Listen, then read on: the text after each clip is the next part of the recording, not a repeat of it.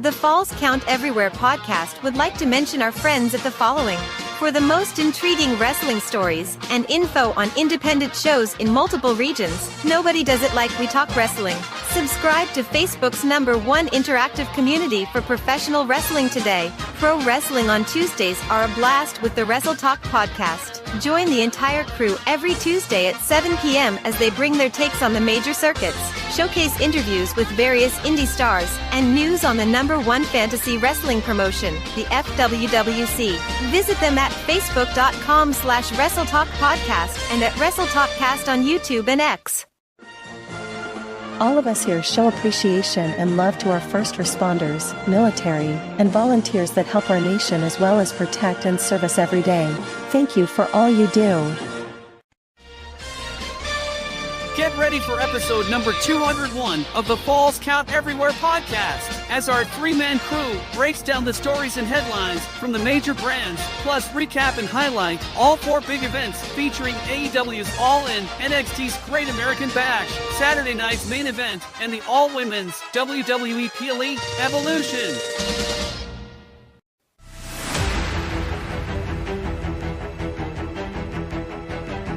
Welcome to the Falls Count Everywhere podcast. The show starts in 10, 9, 8, 7, 6, 5, 4, 3, 2, 1. Go!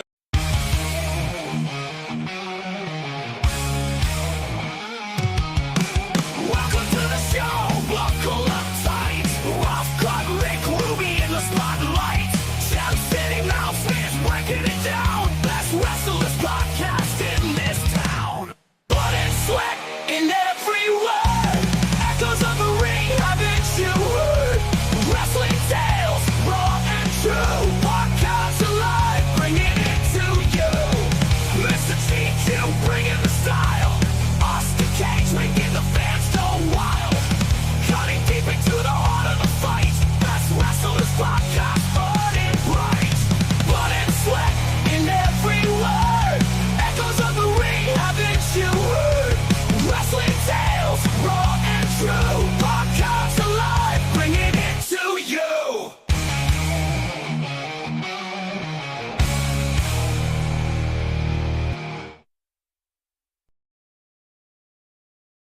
Good evening, everybody. We are here back after a short little break of our own. But we're getting the party started, and we've got, we're just only missing one guy here this week, but that's all right, because we've got the major musketeers here holding it down. And we're back here with episode number 201 of the Falls Count Everywhere podcast. I am Rough Cut Rick Ruby. To the right of me is, of course, Gem City Mouse The Miz. And, of course, below me, of course, the dirty heel Austin Cage, who's quick to just smack you for no apparent reason. So, Best thing can happen out of the day. that's the best thing. But, man, we want to thank everybody who's on X, who's on Facebook, who's on YouTube. Guys, sending your comments, your questions, everything else. Big weekend of wrestling we're going to be talking about here in just a short bit. Of course, starting everything off with AEW's All in Texas. We're going to go into the NXT's Great American Bash. Then, of course, Saturday night's main event. And then, of course, just off the air from tonight is WWE's Evolution with all of that. So, with all that being said here, The Miz, how did you enjoy your break? By chance, your 4th was good, and we had a good old 4th of July. I got me a lemon shake up. You know, you got to have a lemon shake up on the 4th of July, so that's a must. Huh? I guess there's only one kind. I guess I don't know. Well, you could get they had strawberry lemon shake ups and raspberry ones too. So you could have got a little bit of flavor in your lemon. I prefer lemonade and just sugar. Yeah. So I'm a classic guy. Right? Cool. What about you, Austin Cage? What's going on with you, man? Well, money was good, don't get me wrong, but I had to work on the 4th. I went in at 3 and got off at 1. Oh, that's not bad. Yeah. Yeah. And then, but we was outside staying on some metal roofing. Oh, it my was God. hot as hell. That's bad. Never mind. Yeah. Take it back. Yeah. So yeah. Watch your mouth. I apologize. But and then we went to her family's house and ate. And then we was gonna go down to the river for fireworks. But I was just like, "Do you really want to go?" Or she's like, "Do you want to just like lay down and watch movies?" She's like, "Lay down and watch movies." I was like, "That's fine." I was like, I was cramping out in the heat all damn day. I don't want to be around a bunch of people sweating my ass off again. So, No, but man. no, it was a good tour. Oh yeah, and then of course we had taking advantage of our little break after reaching 200, and once again, it 201. definitely beated its own, and so I guess with me, the kind of thing here is that I don't know, do I seem a little brighter to you guys? I mean, as far as you do. Well, here's the reason for that. So you apparently, look like the angels are blessing you. they're coming to take me. No. So apparently I did do an interview on a new podcast that's been out for about a few months or so. It's called the Get Your Bell Rung podcast, which of course can be found here on YouTube. And I was setting up my setup here, and of course I usually have my Halo light. Mm-hmm. Well, I tried like different outlets, and apparently after episode 200 it said, okay, I'm done. So it's so it fizzled out on me. So I'm like, well, so I got like these two like light bars that are like on the, I got two of them that are on the side of my screen, and I got a remote control for them now. And I get look at you. Yeah. So now it's like, now I'm really in the forefront now of doing presentations or video conferencing or appearances or anything else of that nature. And, everything's just in the background. So, but it's only different white levels. There's no colors, no reds, greens, blues, whatever. But what are you trying to say? I think my it's out of the shadows. No, wait a minute. What the hell did you say? What the who said what? You said it only worked in the white, and he said not the colors. I was like, what are you trying to say? I said the colors. We're not going down that road, man. We are not going down that road. You set yourself up, Ruby. I'm sorry. Okay, well, I know. Yeah, apparently I said something kind of controversial with not meaning to say something controversial. we just have the dirtiest of heels, Austin Cage, in the chat with us today, and he, him. He's look. If somebody got pissed by that, they can go to hell. I was the one that brought it up. Shit. If I think it's funny, it's funny. Yeah, just like if you bring up a food joke or something, it's. It happens. It happens. All right. I really want watermelon. Should have went to Allen and got some watermelon. Some watermelon. Like guys rakes their teeth with it. I got the fruit that my kind likes, like the cantaloupe, the honeydew, and the pineapple. So that's what I. Oh shit! I keep seeing these. So I do healthy treats, right? And I try to do healthy treats. There's a trend going around where they like skin the watermelon and then use the rind and soak it in sugar and gelatin. Yeah. And it becomes like a worm, like a jelly worm. And then they put citric acid on it for like a healthy, gummy worm. Right. I want to try it, but shoot, man, wow. The stuff you learned at a wrestling podcast. Yeah. We're talking about how to make worms on the podcast. That's great. But I see you repping the SICW FanFest t-shirt. Let's get this mic out of the way. Look at that. This shirt's sick. Yeah, and before we get any further, let's do a little congratulatory here to Mr. Gem City Mouse Biz, as he was today at the SICW All-Star Wrestling TV tapings. You'll see him in about a couple weeks on SICW All-Star Wrestling. Yeah, and so kind of a new venture for him, and still doing this. So the nerves are worn off now. I may have tripped over my words a couple times on the the set, but it was a great pleasure. Like I'm very grateful to everyone at SICW for opening the doors and letting me come in. I can't thank them enough. The organization's great, the company's great, the owner's great. I have nothing but nice things to say about them, but respect goes both ways. So they say nice things about me. We good. They're good people, fun people. I learned a lot today. I learned a lot today. My brain feels this big right now, and I'm still trying to like compartmentalize the lessons I got from sitting there and just observing. And you know what? There's a lot more to go. So I'm hungry. I'm ready. Yeah. So I mean, hey. So now another good reason why we go on after SICW All-Star Wrestling. Now we have a bigger reason now, because now you get a double dose of The Miz. Sunday nights. Now we gotta get you back in that ring. We gotta get you back in the ring. So all of LTX is there. Maybe I can finally join LTX and be your LTX personal commentator. I'm joking.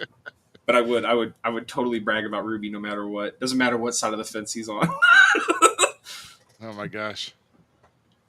No, that could be taken somewhere. That could have been taken in different context. Well, you shouldn't have thought that way. Let's just say I'm only bat from one side of the plate. So that's not even the fence I was talking about. Like Cage is down there like, what? I'm sorry, I'm halfway paying attention to the pay-per-view. Oh, whoa. Is Naomi really cashing in? Yeah. What? Naomi just cashed in. When? Just now. Oh. She's... Hold on. 1, 2, 3. Ball game. New champ. Wait a minute. Wait, I thought they went off the air. No. Oh, for God's sakes. I totally forgot. There's the Rhea Ripley, Io Sky. Is Naomi really going to get this belt? Yes. It was Io and Rhea? Let's go! Was it Io and Rhea? Rhea and Io. Because they went all around the arena beating the hell out of each other, and then it came down to that finish, and then Naomi came out and cashed in. Yeah. Wow. Holy cow. Very nice. Holy cow. Wow. Okay. Well, I mean, I guess I don't know why I thought that the broken nose and all. Look at that blood just. That's all I was gonna say. She busted her nose open in her and God dang it, Jade's match. Yeah, wow. Pretty good too. I love this Naomi. Oh yeah. This So now Naomi was basically featured on SmackDown. She had her little I guess her feud with Jade is done with now. They basically their made one that final showdown circle with the Bianca as the special guest ref, and then now that ended, and I saw how that kind of just tapered off as that was the end, and nobody else did anything else after the bell. But yeah, I totally forgot about the women's world title being on the line because I thought that was the end after the Battle Royal. Battle Royale. Yeah. Oh well. Well, this just topped the match that we said was the number one for me. Yeah. Yeah, absolutely. We'll get to this later, but still. Yeah, absolutely. We'll get to it later. We'll definitely get live to action it later. being called, people. Sorry. Yeah. That's what I get I was trying to cram everything in. I mean, guys, there's like 4 major cards in a matter of like 48 hours. Not even that. And then your local area had huge stuff going on too. Yeah. It's like, you have to find time to sleep. So it's like, you just try to catch up. Not when wrestling's on. I mean, hell, you had to travel. You're like 2.5 hours just to do TV today. Hey, mad props to the wife. I drove down in the morning because she was exhausted and wanted to, try to get some Z's on the way down. But she drove on the way back, so I had AEW playing all the way from St. Louis all the way to Hannibal when we hit Royal Garden. Not the best Chinese food ever. Like that was terrible, actually. What are you saying? You're gonna have bubble guts later? Oh, I haven't now. But why do you think I said I was bloated, bro? I'm like, ugh. When you're on the road, you got to have a good Chinese place. I mean, yeah, it wasn't bad. It wasn't good. I wish we would have stopped in Winsville, like I said, to do. And you're That's really why I try rolling not the to eat dice. while I'm on the road, because in this case, some place I've never been for, the food goes to hell, and I end up shitting on the road. I don't like shitting on the road. Whoa. Use a bathroom, not the road, bro. Yeah, I don't know. Unless it's my house or whatever, I hate going anywhere else. I The just more have you a know. pet peeve. The Look, more you know. I'm blunt. Everybody knows that. Yeah. Well, speaking of on the road, let's talk about Hey, look, I don't give a damn. about our upcoming shows. So this coming Saturday, this is for me for American Championship Wrestling. We're going to be at the Soto, Missouri, at the Knights of Columbus Hall. That is this Saturday, July 19th. Doors open at 5 and bell time is at 6. You can scan the QR code, or you can visit acwtheshow.com to get your tickets. Of course, front row tickets are $10 while they're still available. General admission is $6, and a good way to get your foot in the door for some great action.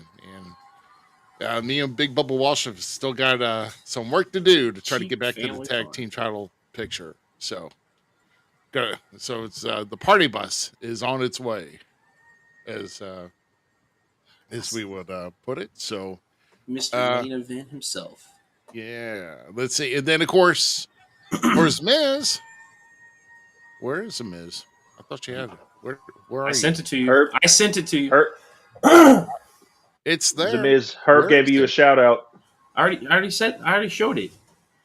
Oh, I showed it. Well, didn't pop said up. thank you. We were talking about Well, didn't the pop whole up time. on my side. Well, didn't pop up on mine. Well, yeah, I'll shout him out again. Thank you, Mr. Herb. It was once again, it was a grand pleasure to be there with you guys today. It was awesome. I'm very thankful. You know, I think what it was is I was trying to add it, and I didn't get it all the way. Where is it? I bet you this is it. Is this it? Well, there's a new one actually. Okay. I just haven't put. Oh, good. You got the new one. Yeah, because Big Daddy Dion was added to IEW, bringing a little of that old ego tag team together of him and 5-Star with Johnny B. I can't wait to see who the other two. We already kind of know who potentially the other member. Potentially could be. Yeah. So this is War for the Ages. So it's back at the is it the Elks Lodge? Yes, sir. City? Elks Lodge, Granite City. All right. Yeah, where IEW is going to get back, supposedly get back. Who knows? Supposedly get back their power from dysfunction. I don't know. Brandon Espinosa, him and his team they can be scuzzy and they can find ways around things to keep that power. And I'm afraid that's what's going to happen. Actually, I know that's what's going to happen. Yeah. Well, all you just gotta say is them people, and that just opens doors. Jody beats his own drum. The Lazarus Road, that guy's from the Bayous, and Parasite. Like, we don't even want to get into him because we don't even know what is controlling Parasite half the time. Well, yeah. Well, I mean, like I said, it's and then there's still some, I guess, some spots to be filled in, right? Yes, sir. So, we also have another huge match with Corey Andrews facing off against Sid Manson for the Midwest Championship too. So, and they're going in. I want to say no disqualification match, but I can't remember now. Okay. Alrighty. Let's see. I'm trying to find my next one here. Oh, you're good, bro. I was just filling the time. Yep. I still want. I need more time, please. I may have to come back to what I'm doing. But yeah, no, that's what we got going here, guys. And once again, if you want to leave your questions, comments, anything else here, just let us know. Okay. Well, let's see. Did you do the last? Did you do the 2 comments before, Z? Which one? The one below her. No, I'm not doing that one, but I'm going to do this one. Okay, yeah. Carla's ACW attendee, so. Well, yeah, you definitely want to. Hey, you know what? After that birthday party's done, come. If it's during the day, come on down. It's all right. Maybe get your kid we are family friendly, unlike some promotions here, but we won't curse too much. I don't know if you showed Zaza. I never seen Zaza before. Who's Oh no, I didn't hit him also, or hit them, but we can. you What's see up? What's Zaza? up? Yeah, what's up, man? I got that Zaza. Shiesty? I think that looks like a shiesty. Oh, guys, so let's get into some of the let's get into our first pay per view, huh? Let's kick off because we barely ever touch it because we got so much going on, and honestly, it's just to me AEW seems too edgy in a sense, I guess, on that on the whole rating for like 14 to like NC-17 in my opinion, but it's just me. But we'll get into all in Texas here. So let's. So I mean, oh wait, no. Before we do that, excuse me. I was gonna say, use the one that brought Like I said, wrong company, bro. Wrong company. Within the last 48 hours, we've had a lot going on, which including. By the way, is SmackDown going back to 2 hours permanently? Because I just noticed that. Oh, please. I hope it's like the last two shows they only did 2 hours, which honestly they need to because Michael Cole promoted it that one day, like that week before they was going to. Michael Cole promoted it like 3 or 4 times, so I'm thinking they are. They need to stay at 2 hours because SmackDown tends to be long in some day. If anybody that needs the extra time, or at least when they first started, was Raw, but now to me, Raw's pretty good at the whatever it's 2.5 hours now. Yeah, and that's perfect, and that's great. It's great with your Netflix. You kind of set that boundary, around 2.5 hours, and like, okay, yeah, we're done. We're just going to fade off now. So, so yeah, that kind of works. So yeah. All right, yeah. So let's discuss this, man. So the Wyatts getting their shot at the Street Profits, and due to some additional help from the outside, happened to gain. It was Joe Gacy and Dexter Lumis who were in the ring, who won the tag team titles. Of course, we got Eric Rowan holding up the titles for the entire family. So, kind of interesting. Are they going to play the Freebird rule in this one, Z, or do you think they're going to have Gacy and Dexter kind of carry it out to see how they? I want to see. This is my preferred, okay, because Rowan didn't get much highlight the first time around with Luke and Bray when Luke ended up going for the IC title, all that kind of stuff. I really want to see Rowan be kind of shoved into that U.S. title picture, and Mr. Howdy finally make his way maybe to the main event scene-ish, if we can. I don't necessarily want to see the freeboard rule with these four quite yet. And if you're going to do it, at least do it just Dexter, Ronan, and Gacy. But I really like the pairing of Gacy and Dexter. So I don't really want them to mess that pairing up right now. If that makes sense. It's true. I mean, kind of makes you wonder here. I mean, what? I mean, is Howdy still injured? I thought he was like injured for a while back. I want to say he got cleared, but I don't look into stuff that deep on that, so I don't know because Yeah. Well, hell, he wrestled week before? I thought so. I thought he'd gotten physical. Yeah, he wrestled the week before. Yeah. So I'm thinking he's straight. He'll just be doing sitting from the chair at the moment until they find his first feud. Yeah, we need to still establish Uncle Howdy as something more than what he is.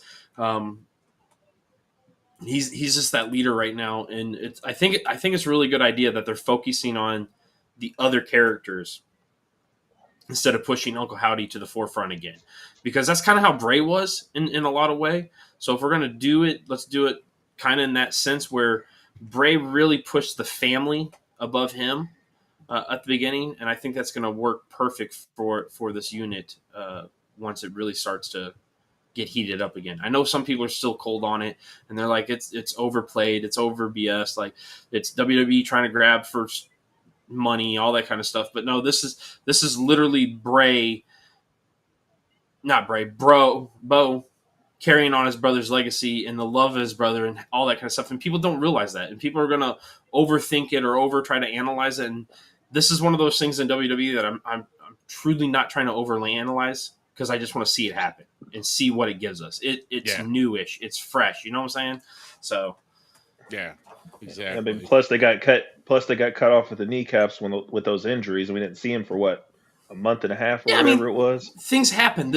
The idea and the concept of this character and all 5 characters to be exact. Plus, we don't even know who the 6th character is yet. Like all of that kind of stuff. It's fresh. It brings a whole new aspect of storytelling that I don't think we've seen since the Ministry. In of that style, that like creepy-esque style. Because the original Ministry had that kind of feel, like who was the higher power? I mean, I was one of the people that was really rooting for Christopher Daniels. I'm not going to lie. Okay, great. But it has it has that aura. I mean, those 3 could wrestle, and Bo could continue to do his. I keep on calling him Bo, sorry, but they keep doing like those backstage promos. Yeah, like like showing his face than Uncle Howdy's face. Dude, I will say this too. I thought Bray was good at the promo and the vignettes. Like Bray was one of the best vignette guys. Like when it came to doing those eerie videos and just the backstage stuff down in the bayous, Bray was top notch. Bo has surprised the heck out of me with his vignettes, man. That dude, yes. He brings a whole nother type of eeriness to the character. And people just are not giving him the credit because they're overanalyzing. And I think that's what we do too much in the world of wrestling, in actually all things. We overanalyze everything for some reason. And they're trying too hard to compare him to Bray. They won't separate him and his brother. No. Yeah. I mean, it's going to be hard too, but at some point we're going to have to really start looking at like what Bo's work has always been. You and I praise it. I'll praise it again. Bo Leave gimmick was very underappreciated. Oh dude. No, I love the Bo Leave gimmick. I mean, dude, me and my friends who like, well, you guys know Chris and Adam and our other friend Mike Morgan. When we play softball or whatever, one of us gets on base, we'll hold up the 2 thumbs like this. Bo Leave. Bo Leave. Yeah. We'll yell out Bo Leave when we get to the base. I still think they missed the boat with him and Juice Robertson never becoming a tag team when Juice was doing the whole world savior dude, bringing the sign and like that. Him and Bo should have really been a team. They should have just rocked with it, because that thing would have been amazing, especially for NXT. Would have been amazing. But I'll still never forget when he popped out of that thing, scaring the heck out of Mark Henry. And I mean, we did get the B team. I don't care what he says. The B team was gold. No, the B team. No, that was great. Yeah, that was gold. Gold. I mean, the basic shirts are just a white T-shirt. Someone took Sharpie and drew like a big B, like they were scribbling for like 2 hours on the front of the shirt, just to get a B on it. Dude, I loved it. I loved everything about that. And the cool thing, like they could have went into a complete like Job Squad-esque role with them and did that, and then to think about if they could have done a redemption story where they like got serious and really could build off that. I think those 2 could have been an amazing tag team. I truly they were an amazing tag team. Yeah. Curtis Axel doesn't get enough credit either. Dang it. Oh, dude, that's true. I think he was kind of done wrong, to be honest. I think he had a lot more to offer. Yeah. He didn't have the charisma of his dad though, but he was killer in the ring, dude. He was clean in the ring. Yeah, he didn't have as much charisma as his dad, but he was still good enough, Oh yeah, he found his groove. I would have loved to seen him in like the Miz. Think if like Al Snow would have came back for a thing where he gave the Miz permission to relaunch Job Squad. Oh. Yeah, been funny. That was so been funny. Them guys as like over the top heels that always get beat up. Oh my god, that would have been so gold. Bring back Damien Sandow. Dude, they missed the boat completely on that. Yeah, they most certainly did. With that. I'm interested to see where this goes because their tag team division though in WWE it's weird. It's weird. Like it's good and it's not at the same time. I mean, it's large. I mean, it's SmackDown. It's large, but we'll see. We'll see where this goes. I mean, because I'm interested to see what happens Friday night to see how they do with the tag team situation. Dude, my new favorite tag team right now is Andrade and Phoenix. Ray Phoenix. Yeah, who knew we needed that? Yeah, and Ciampa having a stroke about them getting into the division. He didn't like it. So. Ciampa, by the way, is so ripped right now. It's ridiculous. That dude's one of my heroes, man. That guy is. Well, you can wash dirty clothes on his stomach, dude. Watch his workouts. You'll get tired just sitting there watching him do it. I did his workout with Sheamus. About died. I tried to do Drew and Sheamus's one. And I was like, nah. Nah. Nah. You better consult the physician first before you try it. So I'll say don't do his and Bobby Lashley's. Edge and Sheamus is doing the sledgehammers on the tire. I actually do that all the time, man. Damn. Yeah. It's a good shoulder workout, bro. Yeah, I bet it is. Hey, I'll tell you let's what. Get to now. Let's get into all in. So because this is where we're gonna get critical. Yeah. So we're gonna skip that whole 0 hour stuff because I don't want to cover about 32 guys that tried to get into the card that apparently was almost 5 hours long on the main show to begin with. So no. No. So we had the Ops getting over on Gabe Kidd and the Death Riders on Yuta here. What is up with Yuta's freaking hair, bro? Dude, I don't care. I love the internet for the memes, dude. Wheeler Yuta is becoming one of my favorites just because of the memes that get produced about him and his haircut. So the Ops got over on the Death Riders and Gabe Kidd, and then apparently wasn't over until the Death Riders got a hold of Joe and knocked the others out of the ring, and then took Joe out. This is not good when you come off and you stomp the back of a chair with over the back of the neck, and that doesn't feel good. So, of course, Joe had to be helped out, but no title change here. So the Trios champ still belonging to the Ops, which is. But how's Joe going to be handled after this? Right. Well, Hook was an Ops as well, and I forgot how he got ousted out of there. Well, his concussion took him out. His concussion took him out for a little bit. Yeah. So Will Hobbs joined the Ops as the third man. So put Hook back in. Put Hook back in. Will Hobbs is the dude. I don't care what anyone says. I love Will Hobbs. Yeah. One of the reasons I watch AEW is for Will Hobbs. No lie. Yeah. And so on the next one, next match was the men's Casino Gauntlet, and the guy that actually started at number 2 actually got it. So we got MJF winning the Casino Gauntlet, and I think it was like 10 or 11 guys that got in. I don't remember who was all in there. Yeah, but guaranteed future world title shot. Good shot of that right there. Ricochet, Roderick Strong. Yep. So now he's back in the title picture here. He defeated Roderick Strong. Actually, he did. He pinned him after Mark Briscoe did the J Driller to Roddy. He just threw him out of the ring, and then he threw him out of the ring. That's MJF's the dude. Hey, work smarter, not harder. Exactly. So work smarter, not harder. And so it's awesome to see MJF back in that hunt because he is world champion. I thought it was goofy they took the title off him though. So, do you think this? Do you think really new guy? No. Who?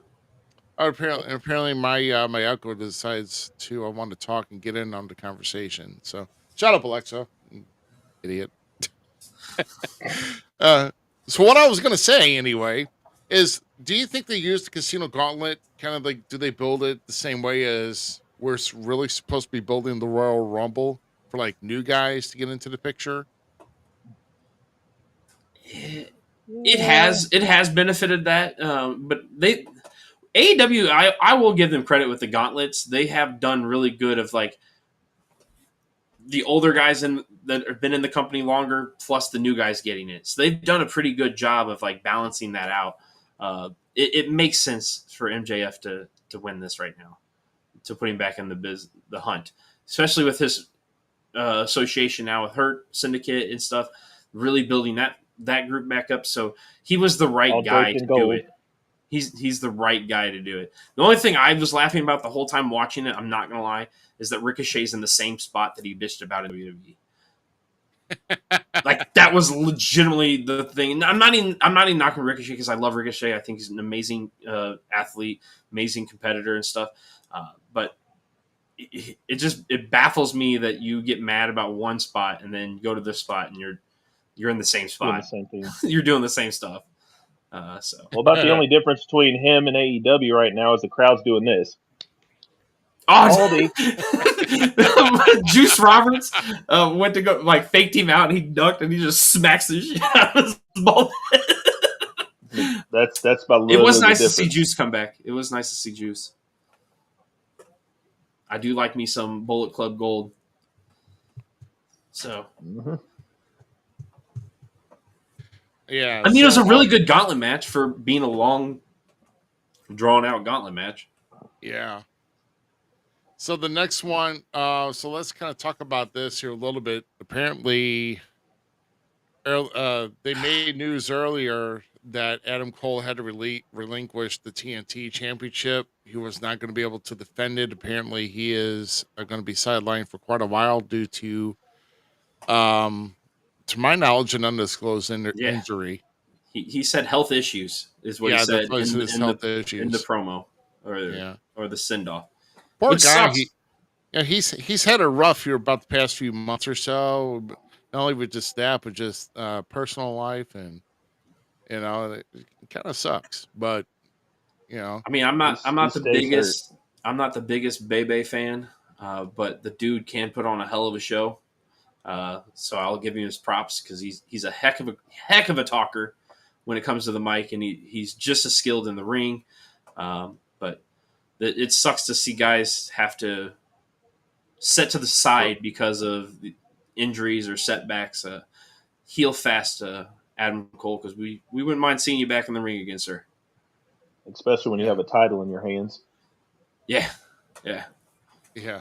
Because I mean, people have disagreed with me, but I still think he had a better run in NXT than he did anything he's done with AEW. I mean, his AEW runs have had major setbacks, though, with injuries and stuff. So if he can get healthy and produce, we could see the stuff that he was doing on ROH potentially back in the day. I still agree with you. I think his NXT run was amazing. I wish he would have stayed in WWE long. There's a lot of these guys that I'm going to say that I wish they would have stayed in WWE. Oh, dude, that was fire. And I'll really touch on this later on, so we can just. I wish he would have stayed in WWE. I understand that he wants his own. I'm not one of those guys that hate on the guys for wanting to leave or if they get released. I'm not one of those guys. I'm not going to hate on anyone for if they don't like their situation. Please get out of it and do the best thing for you. It just sucked because there was a lot of matchups I wanted to see there. So maybe down the road, those guys in WWE leave and go to whatever. We don't know. So I'm cool with it, but I was hoping for different matchups potentially. Yeah, absolutely. Yeah.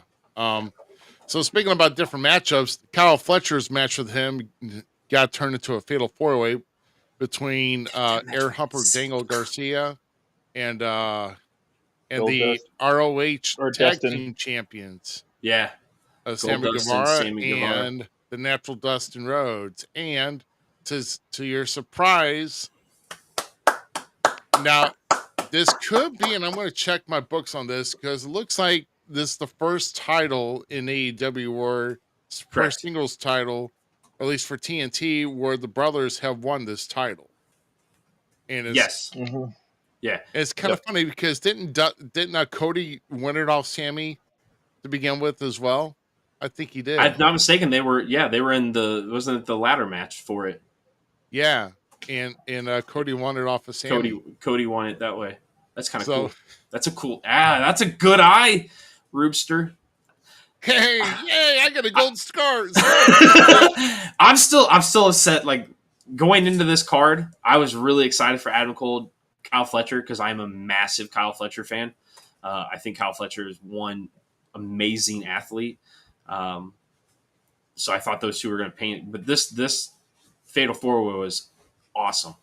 This was my hype of the match right here. These guys killed it.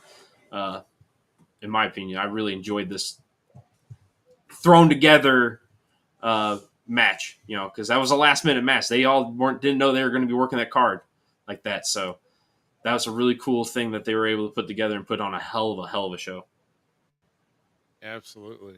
Yeah. And I mean, it was an excellent, definitely a great Fatal 4-Way. And to see Dustin get it was pretty cool. So, I mean, yeah. Hell, he just signed a new deal. He's still one of my favorite wrestlers. So just to see him working at the level that he is, I'm for it. Now we can call him Dustin 3 belts. Technically, he's got a 6-man tag with Marshall Ross Von Erich. Now he's got with the ROH and then ROH tag titles with him and Sammy. And now he's got an AEW TNT championship. The man's like freaking what? Like in his mid 50s, and he's like, they're gonna work him. They're gonna work him more than the Secretariat, man. They're gonna put it through the mill. I can't. I'm gonna foreshadow. What if the Von Erichs boys and Sammy Guevara turn on Dustin, and that's how Sammy gets the title? Wow. I don't know, man. I mean, do you see a Von Erich going heel? It's 2025. The only Von Erich I knew that went heel, of course, was Fritz, because it was it's 2020. It's 2025, my guy. It's 2025. Yeah, I didn't think Kerry Von Erichs would sign a Legends deal with them either. Yeah, Kevin Von Erich. Kevin did. Hall of Famer. Yeah, signs a Legends deal with AEW. Yeah, that's awesome. I'm happy for him because he did stuff on Dynamite.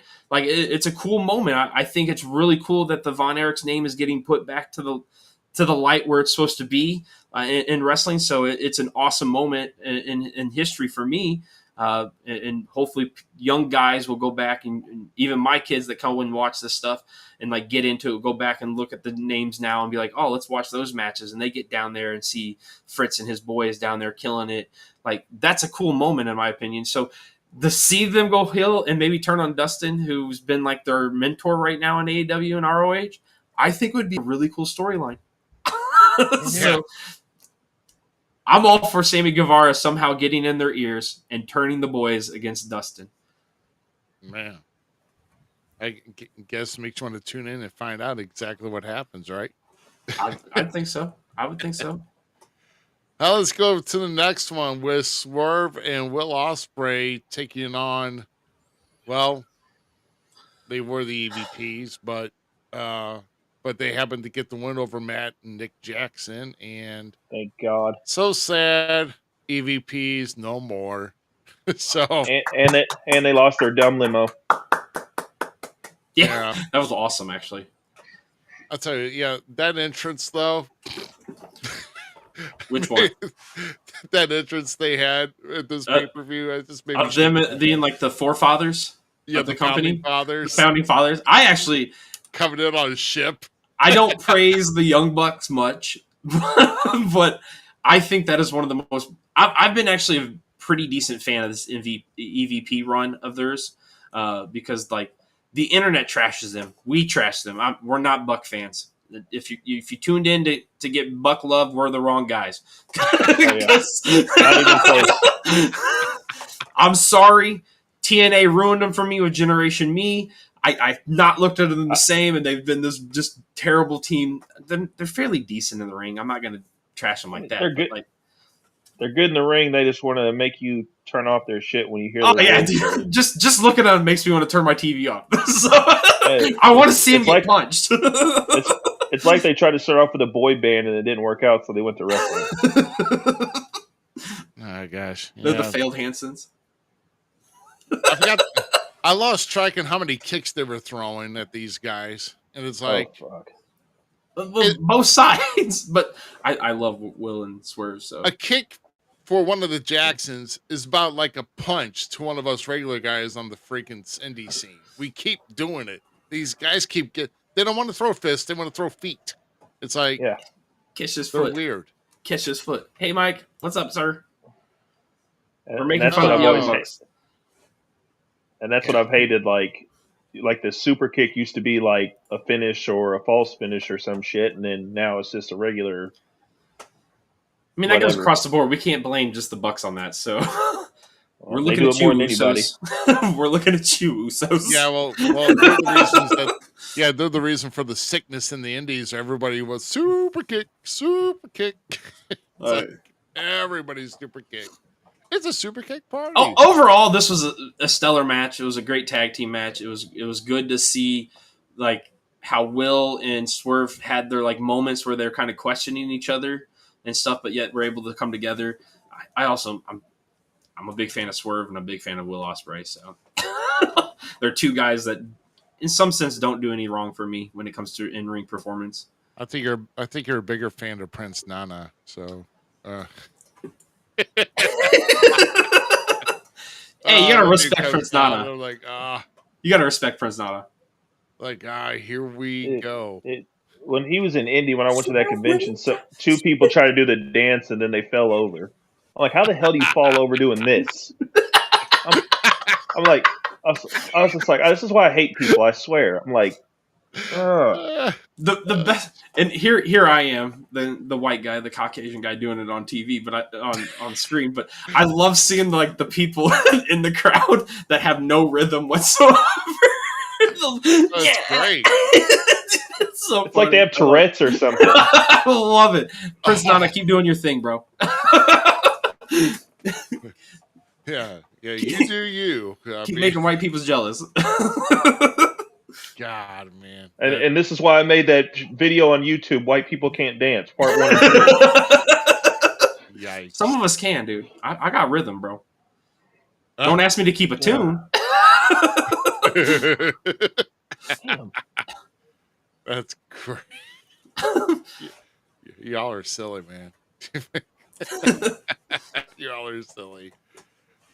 Shoot. Give me 1 second. Why do you have the NXT banner going? Oh, wait. What? You gotta go back to AEW, bro. Oh, yeah. Sorry, I meant to change this one. Okay, hold on. No, let's go back. Sorry. Sorry, caught my eye and threw me off guard. Yeah, I'm curious where they go now with this stuff because like this whole pay-per-view kind of flipped the whole AEW on its head. I might have to tune in more regularly now. Yeah. I'll probably still be watching Dynamite on Saturdays at work when I got 10 hours to waste. I mean, ain't nothing wrong with that. You're still getting it in.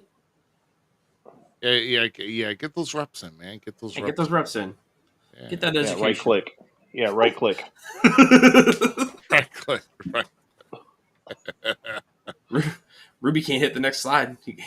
No, I'm not because I'm in the middle of I messed something up. So I'm teasing you, sir. I'm teasing you. Okay. All right, here we go. There we go. Now let's go back. Yeah, let's go back to the next slide, which is actually. Well, let's do this here. Women's Casino Gauntlet. And I like it. Hold on. There we go. That's mine. I'm having fun tonight, if you can't tell. But the Forever Champ with the big win. And so this ought to be interesting. Putting her. So she took a brief break of being the ROH Women's Champion. Of course, dropping it shortly to who did she drop it to? I can't remember. To Billy Starks, and then get it back. I forgot who she dropped it to. But I thought that was the TV title, or the win was. The ROH Women's title. No, she's still the women's champion. Well, I can't remember now. I thought she got dethroned for like a short while, and then she won it back. But I can't remember. Sure. I don't watch ROH on a regular though, so yeah. Well, I mean, Yeah. but now I did go to a couple of their shows, though. They're good in person. But now back in the day. now we're merging the whole ROH and AEW now, because now she's gonna take a shot at the AEW Women's World Title, and so she got the win over Mina on that, and I think it was like 12 altogether. I got disappointed though because they got Willow coming in at number 3, and I was like, I don't know, but don't think it's like 2-minute intervals, right? Yeah, that they 2 come minute in intervals. Yeah, that spot where Julia Hart and was it Frost were hanging upside down, looking at each other because they both German suplex. Did the like tie in the rope, German suplex to the top rope. That was a cool spot. Julia's still one of my favorites. I don't know why they haven't pushed her harder. So is what was that guy's name back in WCW that had the Sub-Zero gimmick? What was his name? Glacier. You're talking about Glacier? So is that her daddy? Who? Julia Hart? No, you just the Glacier, or not Glacier, Frost? but the girl you just mentioned. No, Frost. Yeah. So yeah. No. There no temperature relation, sir. Yeah. Just making sure. This ain't no DC comic book, bro. That would be but I will great. have to say this. I'm happy Athena got this because Athena versus Toni Storm is going to be a banger. Yeah. Banger. And yeah, I just spoiled one of the outcomes, but I don't care. Who cares? We're glad she lost. But Athena also is greater than Ember Moon. Yeah, I agree. Dude, I despised her when she was Ember Moon. Despised it. I mean, I kind of liked it. I mean, No. it was a different feel, but yeah, I get it though. Her Athena's a lot better. She was like an undead cheerleader, and it was annoying. That's great. Tell me I'm wrong though. No. She had this like dope entrance music, this dope aura, and then she finally speaks on NXT TV, and it was like this bubbly character. I'm like, that doesn't match. Well, I mean, at least she was a good performer. She could have sucked all the way around. I never disliked her in the ring. I'm just saying, Ember Moon character when she first came in, I'm sorry, it was garbage. I mean, it was garbage all the way through. Athena maxes out her greatness. Yeah. So they allowing these people to drink vodka as they're doing their press interview now? They got Cody's vodka out there on the table. Oh yeah, well, I mean, they yeah. So good, it's so good you're gonna drink it at the post show. So Be like Cody and Jay when they was you could tell they was faded when they won the tag titles. Oh yeah, I love that with Cody and Jay. Yeah. We might have had a couple libations on the bus. They were like leaning over. We might have had. No, but that's great. Let's go to the next one though. Those for the AEW World Tag Team Championship. Yes. So that was a great match. Yeah, it was a great match between the Hurt Syndicate, Lick Wayne and Christian Cage, and the Patriarchy, and then of course also Speedball and the Jet Speed with Knight. Kevin Knight and Speedball Mike Bailey. So yeah, I think that's one of the dumbest names ever. Is Speedball. Doesn't matter. Mike Bailey's awesome. Hey, you name yourself after a drug, Dude. I'm Meatball. That's what I was thinking. Speedball. Now I'm not gonna unsee that. Thanks, guys.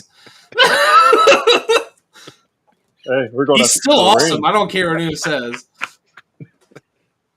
Did I get the win? He's a damn good in ring. Like Tyrone Biggums. But I'm so happy Bobby Lashley and Shelton Benjamin kept that titles. Mm-hmm. Yeah. But what about the shocking part about Nick Wayne turning and delivering the kill switch to About time. Yeah. Christian. So Nick, He's not even the bad guy, and they were booing him. Christian Cage is the dead. No, Christian Cage is our father figure that we all deserve. Yeah, you better watch your damn mouth. Hey, at least he came back with the milk. Yeah. Jeez.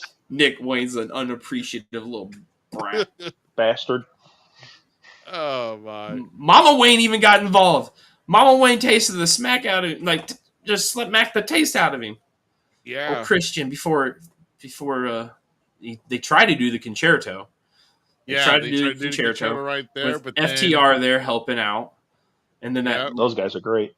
And that scuzzy. What's his name? Scuzzy Cope here had to go and break up the party. we don't want to see Christian beat up. But no. Christian looked like he just woke up from a night out the bar. Dude, he looks rough.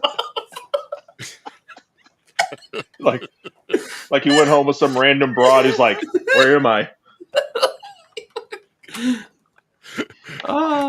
He's looking at that. Did you call my Uber yet? No. He's like, he asked his friend. No, here's exactly that face looks like. Dude, did I hit that last night? Oh no. Oh, that's a 5-second pose right there.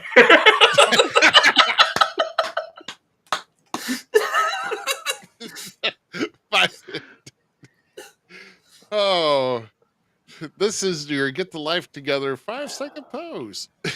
But that is two people I'd want to take a picture with. Just because of that, they do that. He did say find yourself. He didn't say the other 4-letter F word, but he said go find yourself. So, and he left the ring. So, now I kind of wonder where this is going to go. Are they going to have one more chance to reunite before it's all said and done between these two? I don't know. I would love for them to go against Lashley and Shelton. Oh my God, Bobby Lashley and Shelton Benjamin versus Edge and Christian.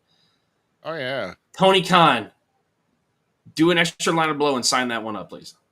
Yes, yeah. I know they're all ex-WWE guys, but at least they can work a good match. That would be a killer match. Plus chance of at this point in my deduction, I don't think Christian Cage is much of a WWE guy anymore. Like, no, his he best didn't work get huge until he left. Yeah, his best work was TNA, right? And now, he did awesome work when he came back, and him and Randy had that feud there for a while over the World Heavyweight title. That was good. After he retired, the one more match was good. I like that feud a lot, actually. You know what's funny though? It's like you go out to crowds, you still see people doing this. Oh yeah, dude. Like he went to a WWE live show. Me and Chris did. We did this. He looks up at us and points, and does this. I was like, yeah. I wish they'd bring back his the Sheet. His music was sick. Mm-hmm. Christian does not get the love that he does. Well, I mean, I think the fans give him love. He's one of the best. Yep. Yeah. So who? Captain Charisma. That was my favorite of his gimmicks. I'm not gonna lie, it was Captain Charisma.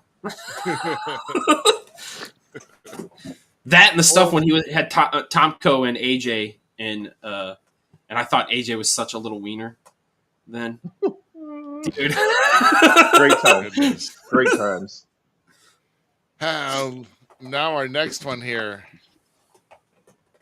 So happy. So Timeless prevails and a big no for CEO.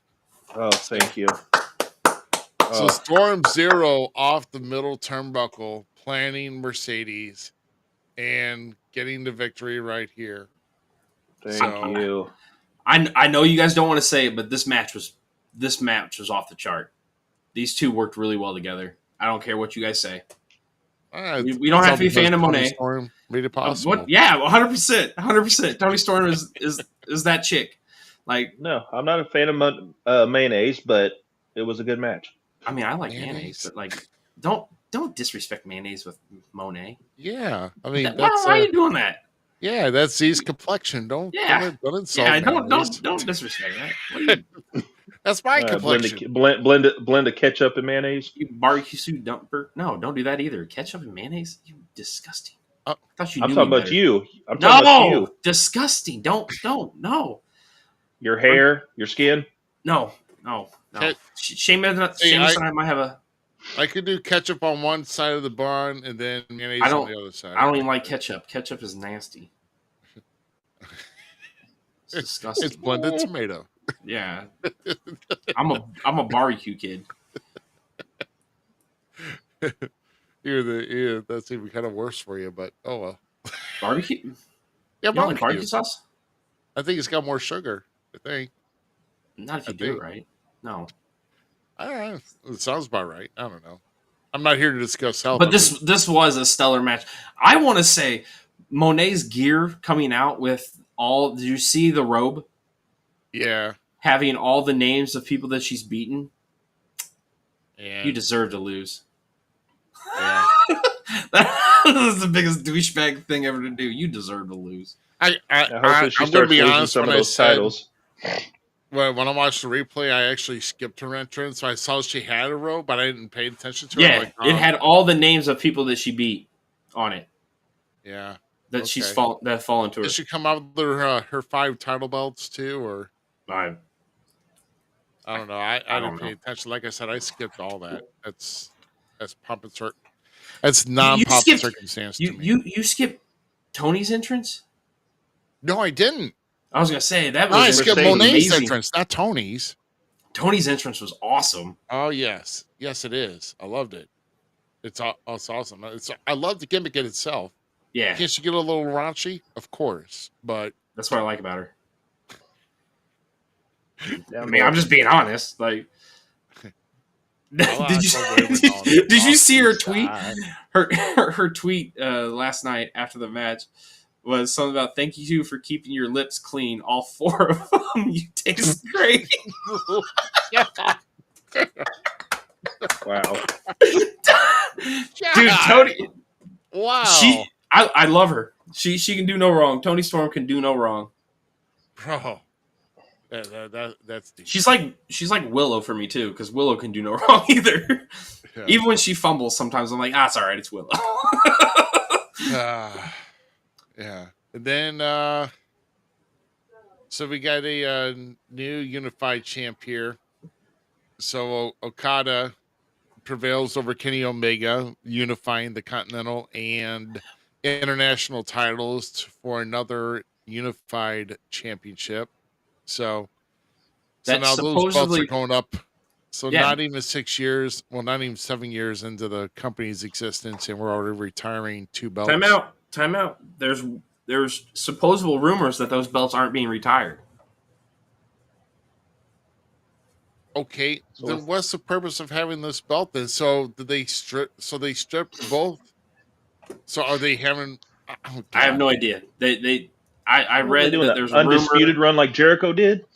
I don't know. God. I hope not. I hope they just keep that belt. The only thing about this is where earlier I mentioned how with like Adam Cole and them, I wish they would have stayed in WWE, right?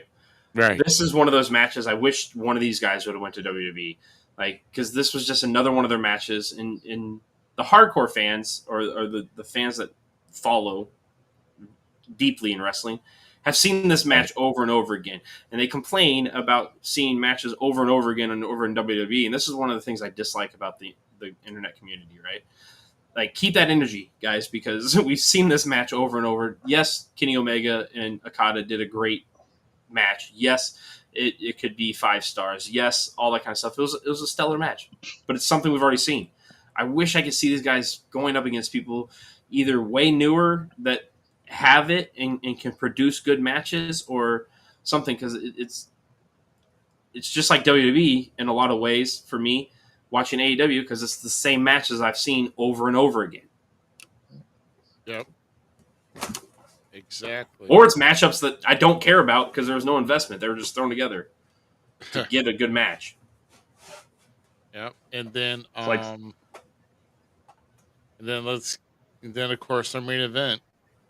So this Texas death match, boy, I'll tell you, And I thought I was cringing at with Edge's spike, and then freaking they bring out this whole bed of freaking spikes that they were working with, and the broken glass and everything. Oh, the glass didn't bother me too much. The spike spot that irritated me, but and the reason the spike spot irritated me before people come at us and be like, "Oh my God, you're trash." No, I'm not. I'm not trashing them. They did a really good job. They told a great story. It was a cluster F, but whatever. At this point, the Death Riders is that. It's just a cluster. Finally, the belt is off of him, so we can actually see it again. Thank you, Adam Page, for doing that. But if you're bringing out spikes and you're DDTing some dude on them, I'm sorry, that looks bad. On TV, in a live audience, it looks bad. Because that's, we all know, completely dangerous in multiple many ways. Yeah. It's also it breaks that wall that people really don't want broken in professional wrestling. I'm not going to say it because I'm not going to bring it to the forefront, but like it breaks that wall. You're trying too hard. Yeah, it's not needed. I mean, they got the same effect and just as good putting over with when Adam Page had him caught in between his leg and he's taking that fork and just jabbing the crap out of his forehead with that fork. Dude, I mean, I was like, holy shit. Right?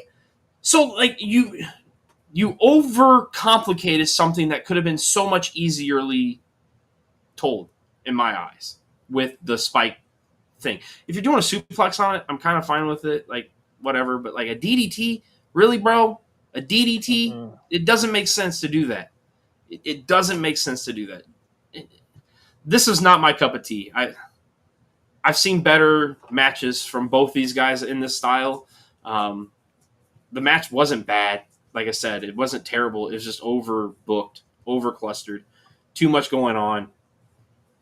Simplify it. Yeah, I mean, because when they go too far, it kind of makes you not want to watch. Like I remember we was at a Glory Pro show, and who's that real hardcore guy that we can't stand that was Nick at that Gage show working? KLD. Yeah, Nick Gage. And we went outside. I went outside and smoked a cigarette. Yeah, that's about as far as the interest went because they were just doing too much. Yeah, it was too much. I know it's for some people, and I'm not knocking those people. So please, everyone out there in the internet world, like, understand. I'm not saying you're wrong for enjoying that product. I really am not saying that. There's a spot for everybody. I'm not against it. It's not for me, but I'm not against it for you guys. If you like it and you enjoyed it, I'm glad you did. I'm very happy they got the belt off Moxley. Overall, I'm very pleased with the match. I'm pleased with the spot where Swerve came in and threw the chain to Adam Page, and hopefully like that, because that match, that death match that Swerve and Adam Page had, that was a stunning death match where I was like, holy shit, have I been wrong this whole time?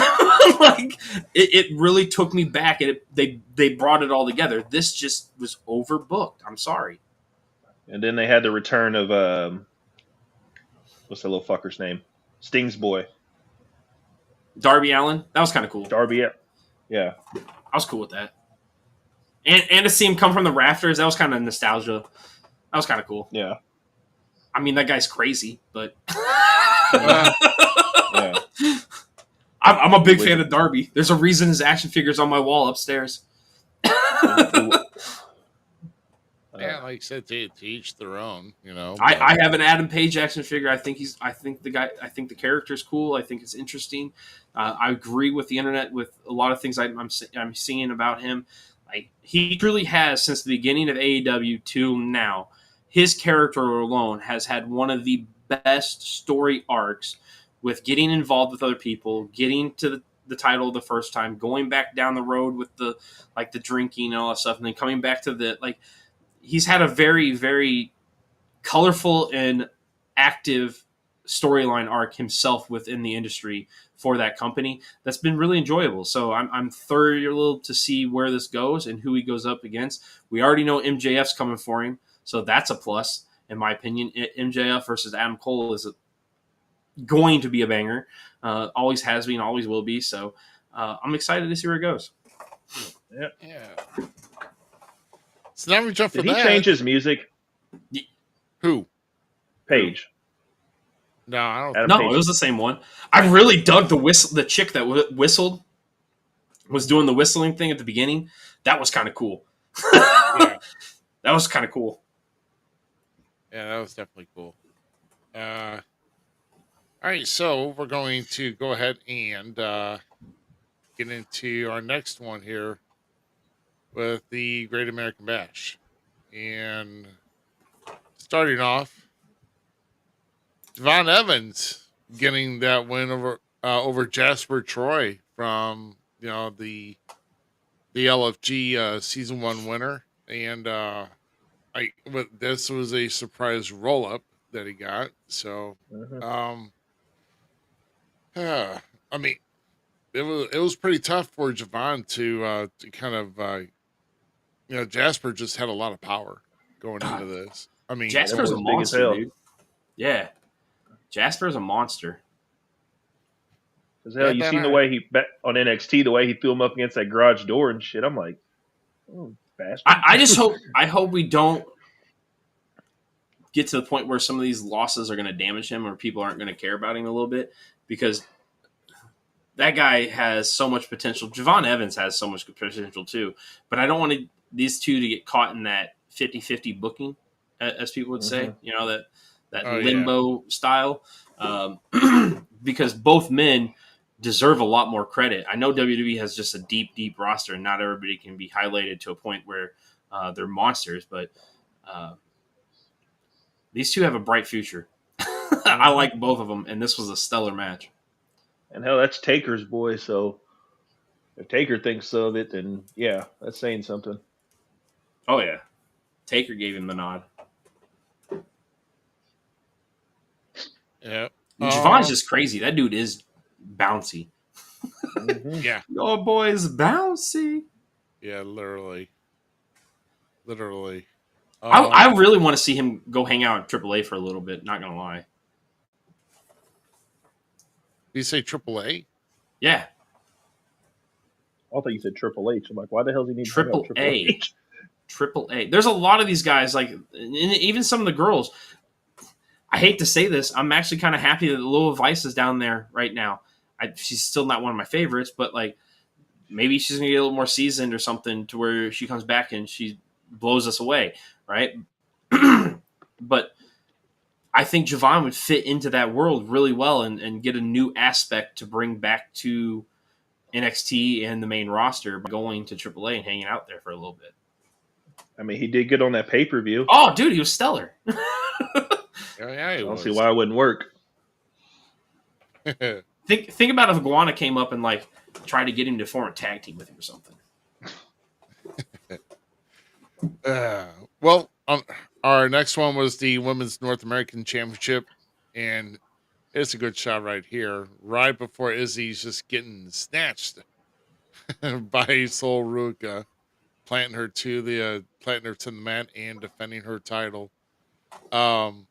So yes, this one kind of went.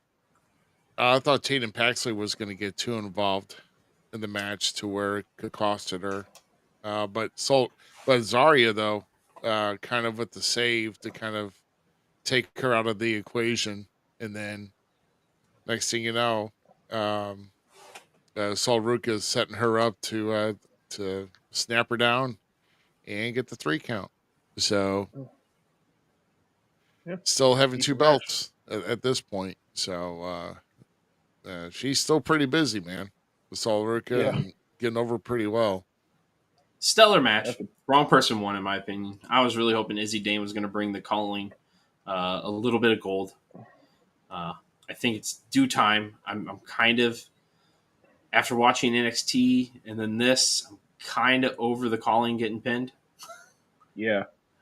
So that's my only issue. I was hoping Paxley was going to help and get the dub. Sol's the bomb, so we can't say she doesn't deserve it by any means. She earned it by keeping that title because those girls had her on a swivel. Thank God Zarya was out there. I was really hoping for I Izzy love the Dane. Collings entrance. Oh yeah, dude. Especially when Spears stands behind him, he's just like, yeah. But he's an awesome. That dude's so good, and people just have not gotten behind him on things that he's done. Like the 10 was amazing. The stuff he did in AEW was good when he was the chairman. That coming here has been great. Or coming back to NXT has been great. And the calling just they have an aura that I want to see pushed more down there. They have something.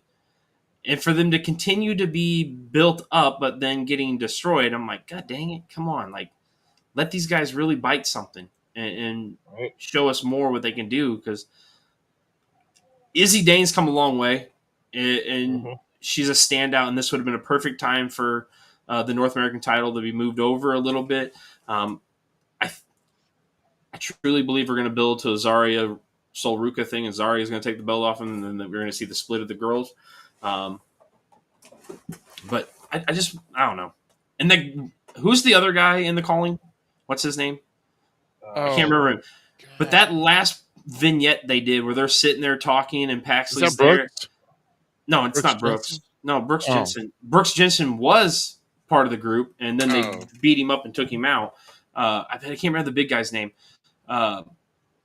He got all like hyped up a bit, and Spears is like, "Now, calm down, Like I'm just really enjoying their chemistry as a unit." So, yeah, I like them. Yep, I like them. But with the Soul Snatcher, snatching souls, she can snatch my soul. Yeah. This falls match of the night anywhere match between Ricky Saints and Ethan Page. Yeah. This shot to end the match right here. Holy cow, bro. I'm coming, Elizabeth. I mean, to get the Ego's Edge through two tables off center stage. Oh, dude, that spot he gave him on the rail or the guardrail, like when it was like up on the ropes or whatever, laying diagonal, and he just it bent. I'm like, oh my god. Yeah, bending the. I don't know if I could bend the guardrail. I think that had to been a work. To me, I think that was a work because I don't think I could bend the guardrail. I don't think so. Yeah, that hurt my side. I grabbed mine. Oh god, yeah. Bro. Yeah, I don't know that. I'm not going to do that. Not me, man. Shit, if I take that spot, I ain't working the next week. Oh, right. Exactly. Yeah. I'll be like, yeah, give me a. Yeah, I won't be. Cut my sad promo. That's about it. Yeah. So I mean, do we see this progressing any further, Z, or do you think we're done. We need to be done with this. Pretty much it. Yeah. Move on. Let Ego continue to be. I'm really enjoying. I know there was some like chatter at one time or rumors that they wanted to add another member to Seth's group, and that these two guys, either Ricky Saint or Ethan Page, were two of the names that kind of got thrown around. I want to see Ethan actually work with Vanity Project from Evolve more. I really like that unit of Ethan and Vanity Project, and I think they could benefit each other, and that could be a really good group for Ethan to bring up with him through NXT into the main roster. Kind of like a Mean Street Posse in a sense. Oh, okay.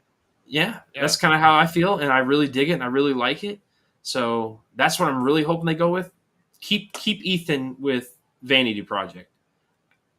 That's got money in my opinion. Ricky Saint, let's go a different direction with him. Let's have him go, hang out in TNA for a little bit maybe, and doing stuff. I think he can still do some work in NXT, but where at is kind of to be determined. Well, I think with that what I'm trying to say is like the rivalry that's being built between Trick and Joe and that stuff.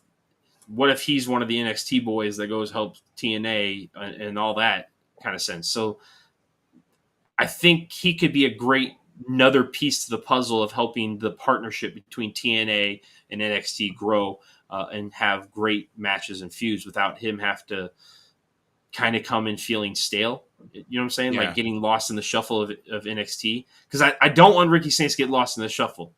I don't want him to get lost in the shuffle. So either he's going to have to go to the main roster, and then he's going to get lost in the shuffle there, or we spice it up a little bit and have him sprinkle in at TNA and NXT and kind of bounce back and forth. I think would be really beneficial. Yeah.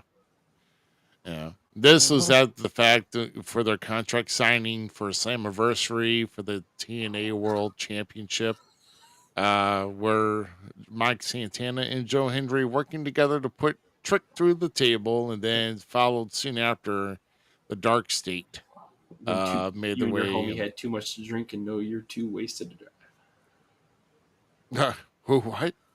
I said when you and your homie know you drank too much at the bar and you're too wasted to drive, you guys are walking home.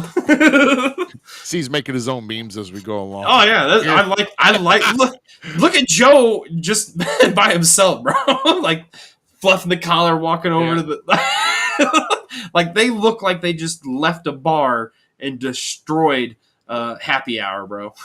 they got kicked out of the bar for a bar fight, and it's like he didn't kick my ass. He's like, they went to Applebee's happy hour and got asked to leave. Applebee's happy hour. They're leaving the Chinese buffet place destroyed. Like, so you picking up the tab on this 2 for $25, man? It ain't me. Dude, they whip Trick. I like the back and forth that all three men have. We all know kind of who you're probably a Hendry guy going into this, correct? Yes. And I'm rooting for Mike Santana all the way at Slammiversary. Are you hanging out with your dude? I wouldn't mind Mike Santana. Okay, interesting. But I something think, new. I think I see Trick dropping the title though. You do? I do see Trick dropping it. I don't know. I think Trick sold it like Peter Griffin. There's one variable that I say you're wrong. Yeah, and that would be Dark State. Oh, because they keep on claiming that they're not working together. Bro, right. I have been thinking this whole time, like way before they even started doing that stuff, the whole we're not working together thing. Back when they first showed up and like Trick was always left not touched by them. I've been since they showed up, I'm like Trick's gonna end up being the dude behind Dark State. Yeah. It's Trick. Trick is manning that. Yeah. It'll be interesting to see in a week because that's when Slammiversary is next week. So that had me cracking up though. They were interviewing Trick Williams in the back backstage. They said the Booker T line, and then they go back to Booker. Booker's cracking up. That's another thing, and one of the reasons I love Trick is because all I see is a young Booker T. That is all I see is a young Booker T, and I enjoy it. Like if they did the Kurt Angle thing where Booker T had an illegitimate son that they said it was Trick, I would be like, yeah, that's his dad, 100%. You can't deny that because they act alike, and I love it. That's funny. So what do we got here next? Oh yeah, the NXT Championship between was it Yoshida? Yeah, Yoshida. Yeah, Yoshida and Oba, and so apparently Josh Briggs is getting involved here a little bit more than what Yoshida wants, and eventually costed him. And what is it? The last fall? I'm trying to forget what his last Fall from Grace. That's it. Fall from Grace is Oba's finisher, and he gets the victory. So Oba's got no problem giving Yoshida another chance, and he's just not really too big fan of Josh Briggs, and he pretty much started everything here. I really would have thought Briggs and Yoshida would have been more of a strong bid for the tag titles. So I was enjoying them as a unit, actually. So I'm kind of disappointed that we might be going in the route. We don't know yet. Who knows? Yoshida might have a change of heart, and we might see something happen. Because for one, going into this match, I'm not gonna lie, I already had Yoshida out. Right? Oh, yeah, I kind of did too. By the end of this match going on, I'm not gonna lie, and I'm one of the biggest Oba fans out there. I enjoy him a lot. I wanted Yoshida to win. I was like, this dude is awesome. And coming, like, he brought me to a whole nother level of enjoyment with him that I was like, dude, I was wrong about you. Very fun match, very enjoyable. Yeah, there is. You hit him at, what was the? There's a podcast out there. I can't remember the name of the podcast. I'll have to look it up and come back maybe next week and tell you. But two gentlemen were talking about. And he's like, "Here's a what if scenario for you." Okay, I love a sidearm booking, right? And I'm gonna lay this one out for you guys. What if that Cody is not the guy that takes the belt off of John Cena, and John Cena beats Cody at SummerSlam, still has 3 dates left, does an open challenge on Monday, beats that person, goes to the next week, does an open challenge, beats that person, calls out an open challenge at the end, like, all right, the pay-per-view's blah, blah, blah day. I'm doing an open challenge there. Come get me, the real last champion, blah, blah, blah. And then Oba Fenning at the pay-per-view is the one that answers the call, still as your NXT champion, and beats John Cena for the WWE Championship to send John Cena packing, making Oba Fenning the next beast of WWE. Austin, you want to go first on that? Yeah, I mean, I wouldn't mind it at all because nobody would expect it. I mean, plus, the dude's believable. It's not like it's some hope story or something. So I'd like it for sure. I'm a fan. I'm a big fan of him. Oh, dude, Oba's an awesome competitor. Makes everybody like he makes it effortless and just he's a king. He's a ruler. So Debo. I would have to warm up to the idea. Really? Right now, I'm not won over on that idea. That's fair. I like him as NXT champion. I don't know why they didn't close out the show. I guess maybe because of this angle. Maybe they had a different route going, which we'll get into here in just a minute. But I don't know. I just think that I think there's a lot of other guys that are in line to dethrone John before he gets out. But who else? Like, because it makes a lot of sense. I actually don't want to see Cody be the one to dethrone John. No. I mean, we don't want to see it, but there's about a 75% chance it may happen. But right. It may not because they're already pushing John to be down in Perth for that big takeover weekend down in October. So, Jesus. But yeah, I don't know. As of right now, I don't see it. But like I said, we still got time to go, right, before that even happens. I mean, we're not even near the end of the year yet. So Oba he may get some more momentum. He might get more star power by that time, leading up to it. So we'll have to see. With that, but you remember how hot Kevin Owens came in and won the United States title from him? Like how big of a moment that was. Oh well, see, I was already a KO fan. Well, so I know we were fans. Sorry, we were all Kevin Steen fans. Like he's one of the whole reasons I continued watching ROH. Him and El Generico.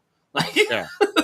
So there's a reason I keep pushing for the fact that I really, really think right now is the perfect time with the influx of luchadors to put that mask back on Sammy and bring back El Generico. It is time. Bring him back. But no, I think Oba doing that would be a stellar move. Correct me if I'm wrong. Have we gotten a Gunther match with him? Gunther and Oba? I don't think so. I don't think so either. And that match, they've had a face-to-face backstage. Yeah, that match just, I'm biting at the bit. Like, Give me that match. Yeah, that's. I didn't do it last time when we was on, so I'm not going to say now. That match would be an ow fuck match because of how hard it'd be stiff. Oh, dude, those guys will be smacking the. But like even Oba, I want to see Oba versus Drew. I want to see Oba versus Sheamus. Like, I would like to see Oba beat John Cena. I'm in here for. Actually, I think I can find that podcast real quick. I know who sent that to me. Yeah, but no, I would see Oba. It would take some time for me to see Oba to do that. I mean, if they said that, then the podcast is no contest wrestling podcast. Okay. Awesome guys. I think you guys would enjoy watching them. They have really good takes and looks on things. Oh yeah, yeah. Let's get down to the main event of the night. So the tag match with Fatal Influence versus Jordan Grace and Blake Monroe. I think I only have one shot here, but it's Blake Monroe getting the pin on JC Jane, the NXT Women's Champ. So quite interesting. You know, Jordan Grace doesn't get the pinfall on the champ, but Blake Monroe does, and this is going to set up for something very interesting we talk about later. But I don't know. This was the Blake Monroe debut in NXT. Cage is not a fan. No, he's a fan. He's a big fan. Oh, he's a fan for something else. Okay, yeah, in more ways than one. That's right. I'm down with it. See, usually when I just do that, I can't use my words, so I'll just go.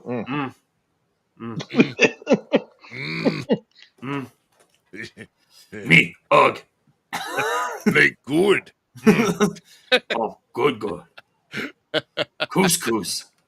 She broke down my city wall. You're terrible. God. Man alive. I overall, it was a good show. But yeah, definitely Ego's match was match of the night. Oh, absolutely. Yeah, that was 100% match of the night. I don't know, the men's world heavyweight title match was like, I was thoroughly enjoying that match. That match was crazy good. Oh yeah, it's a tie between me. It's a tie. Yeah, it was a tie. No, I mean I really like. No, I really like the Falls Count Everywhere match. I think they put the effort in. That's for sure. They put the effort in. Yeah, Saints and Page really knocked it out of the park to me. So, ooh, damn! I didn't see that earlier.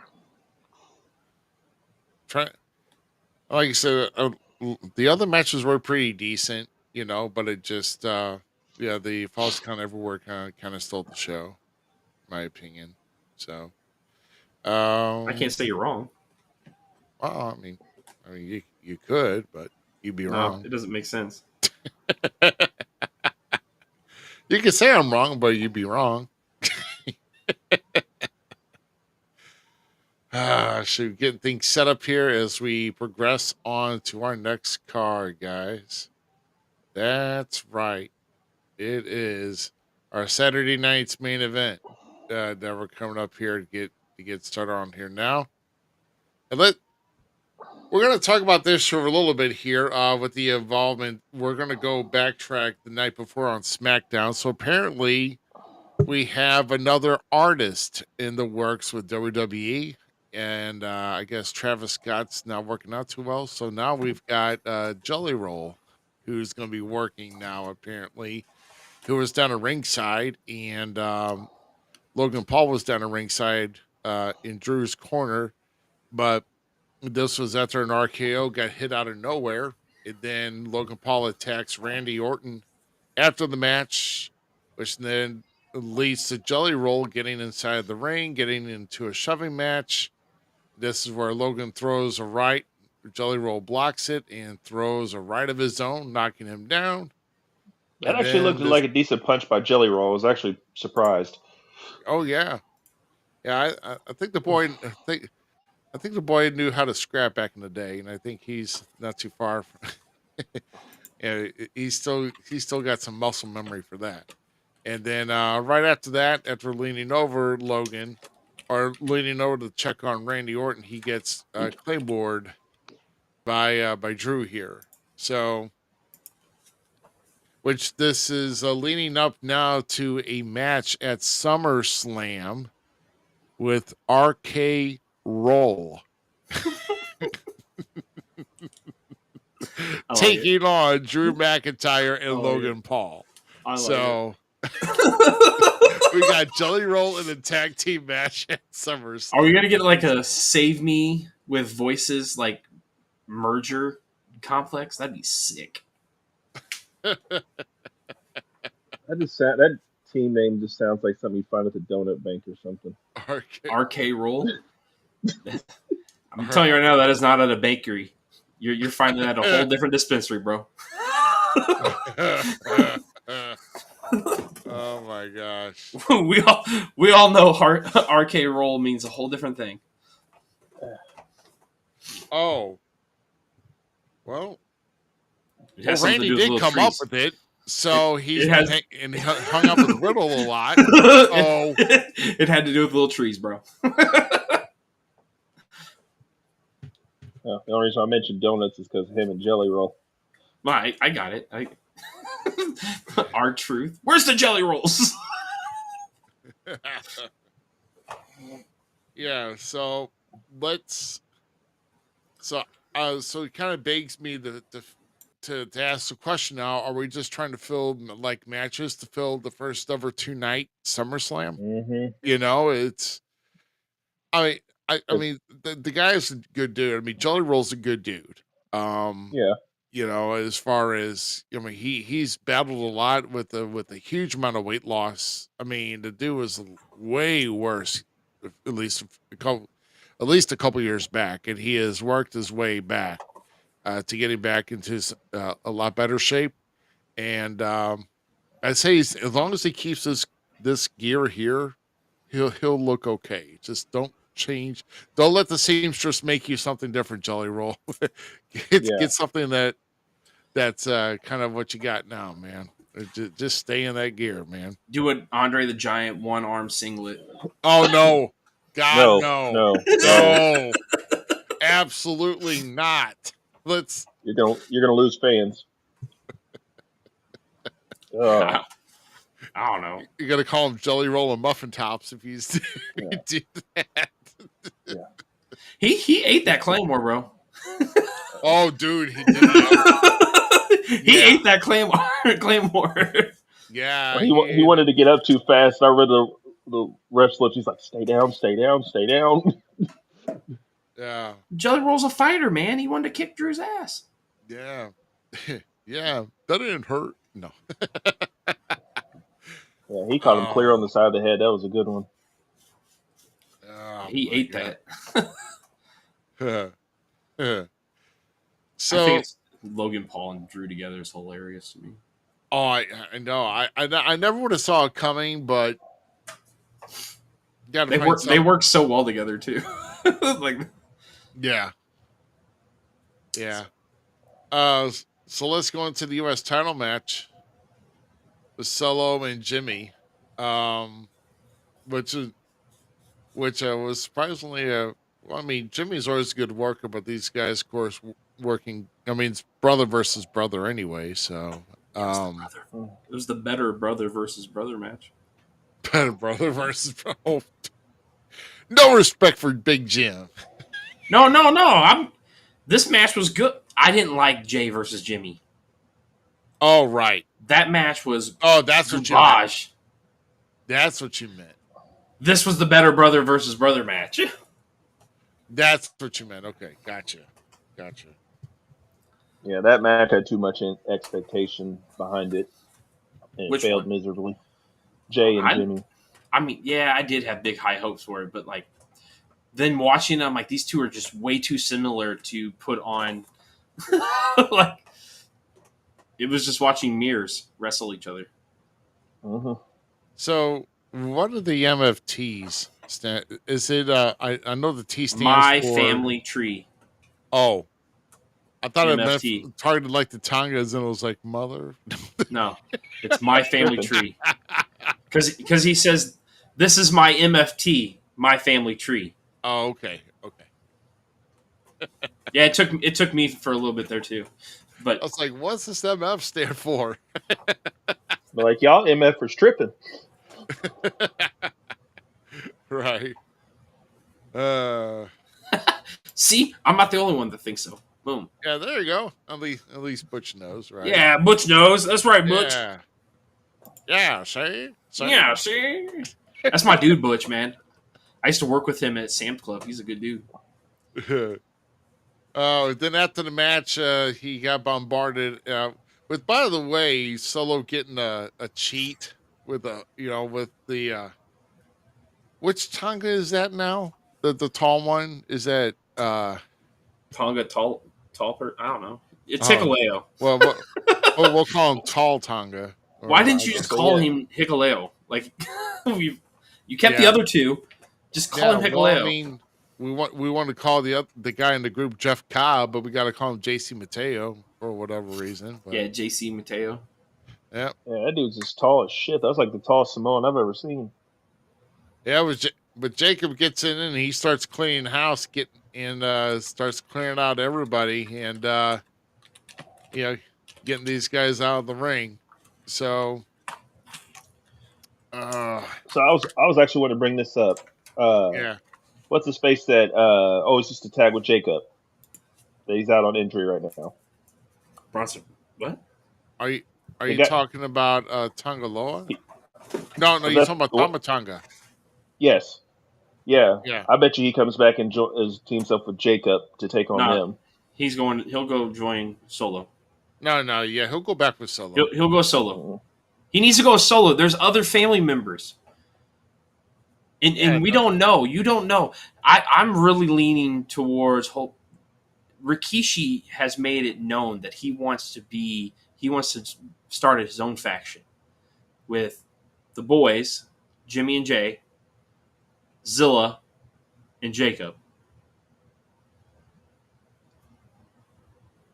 So if we can get the Quiche back for a little bit as the wise man, bro, come on. That would be sick. I mean, I wouldn't mind seeing it. Yeah, don't put Tongan there. You go there. You go over there. Get rid of Jacob. I mean, Jeff Cobb. Like, why is Jeff Cobb in that group? Just because he looks Samoan or he is Samoan or whatever? Like, come on. It's like Samoa Joe. He's not part of that lineage. He's Hawaiian, isn't he?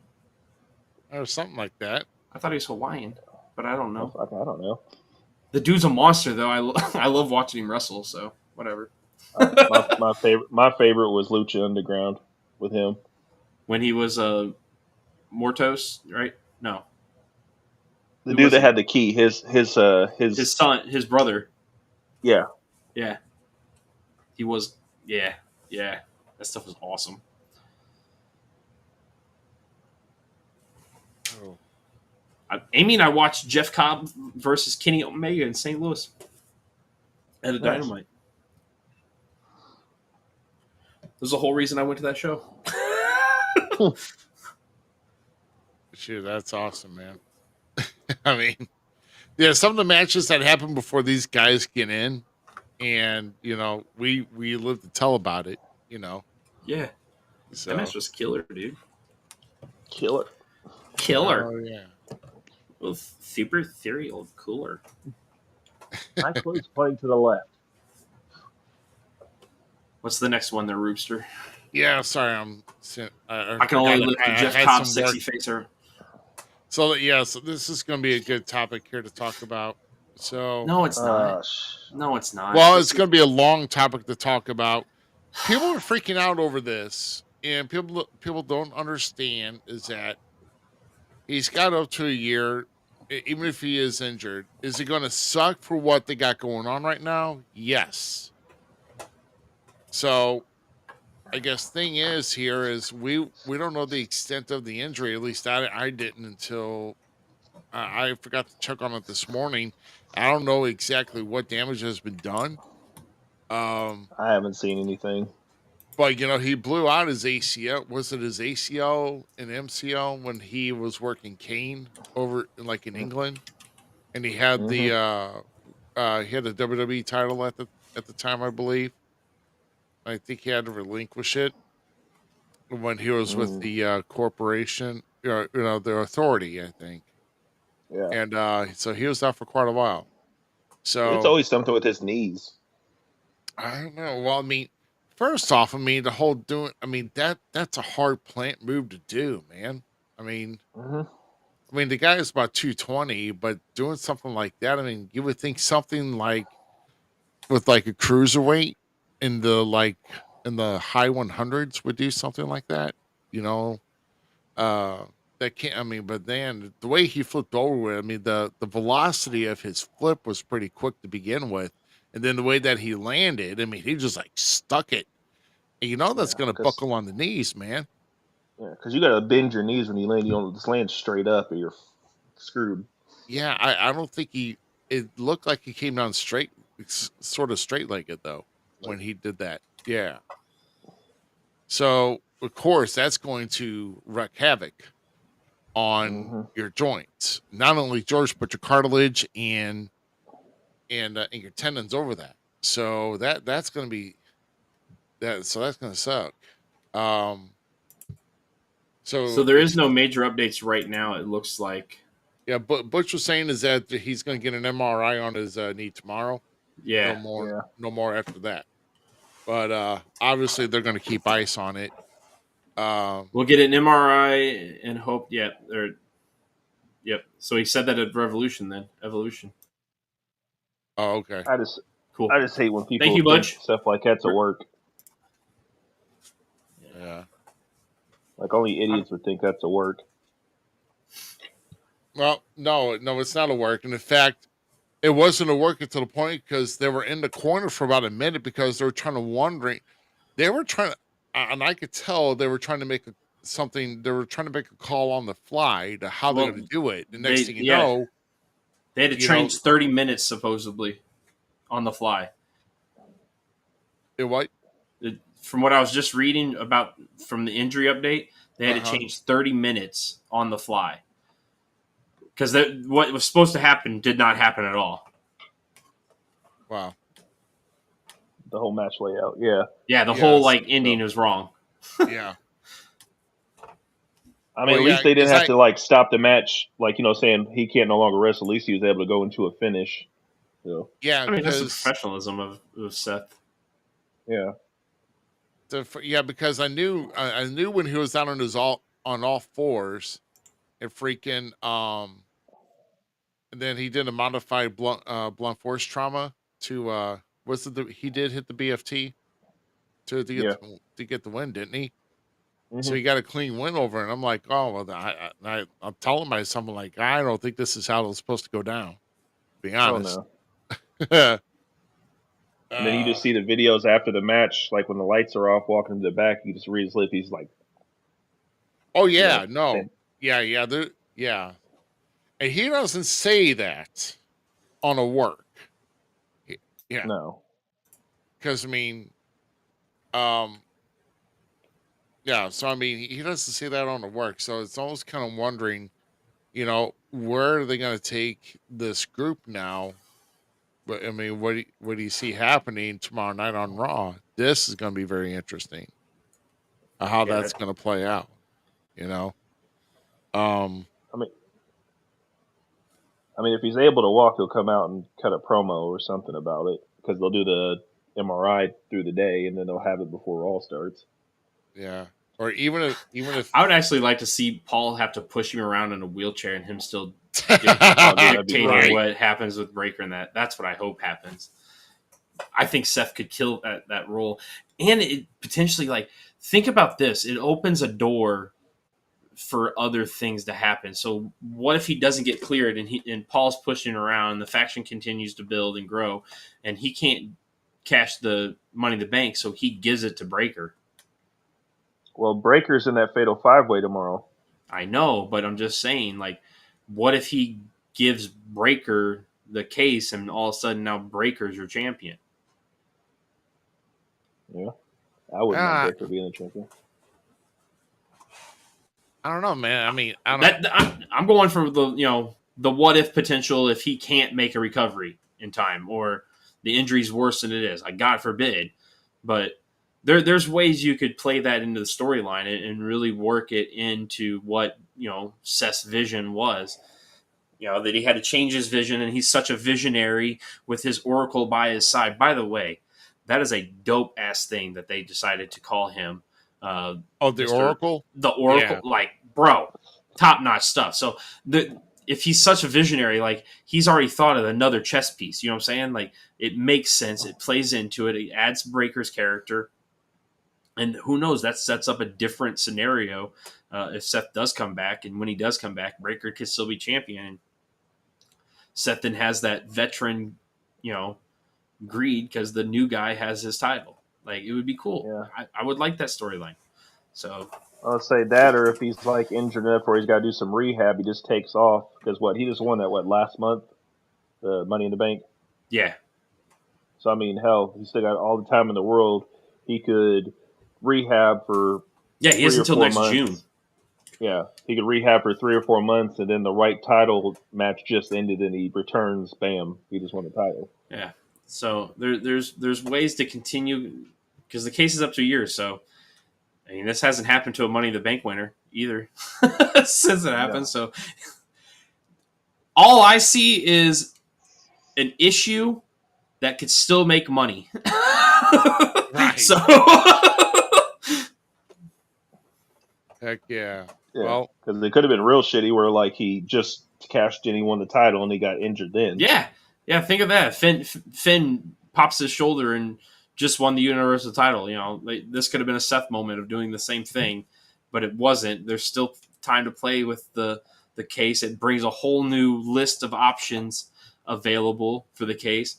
What if they have to do a random Money in the Bank ladder match because Seth has to relinquish the case? There's that storyline that they wanted to go so. Or a gauntlet match or something. Yeah. But we'll make our speculations when we know more tomorrow. But of course, we go to the main event of Saturday night's main event, and Goldberg's run does come to an end. And there was a lot of, like I said, there were speculations here as far as maybe would he win, or would he, if he does lose, how does he lose? And this is a good way for Goldberg to go out in his hometown, and just end it here. So his in-ring career is done. So I know some of us are relieved because we were wanting to see the other guys get their shot and everything else. And there's no shame of doing one more match if you're in shape. And Bill carried the match quite well. It was a way better match than I thought it was going to be. Yeah. Them two really did go together. Them two. Gunther highlighted Bill's strength. Bill was able to, do the rub to a guy that deserves it in all aspect of the phrase. And both guys looked really strong at the end of the match.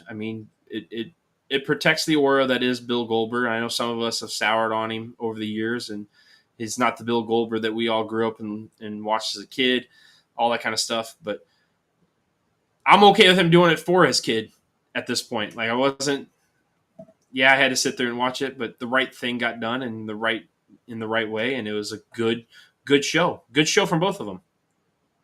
Yeah. Part of me was hoping that Gunther was going to knock down his son, because that would have made it even. Dude, I kind of wanted Gunther to. Yeah, I wanted Gage to get more involved. Actually, when Gunther went and shoved him, and then Gage came over the thing, and they stopped him right away. I'm like, no, let the boy get beat. Let the boy get hit. Yeah. Let him get his block knocked off. Little.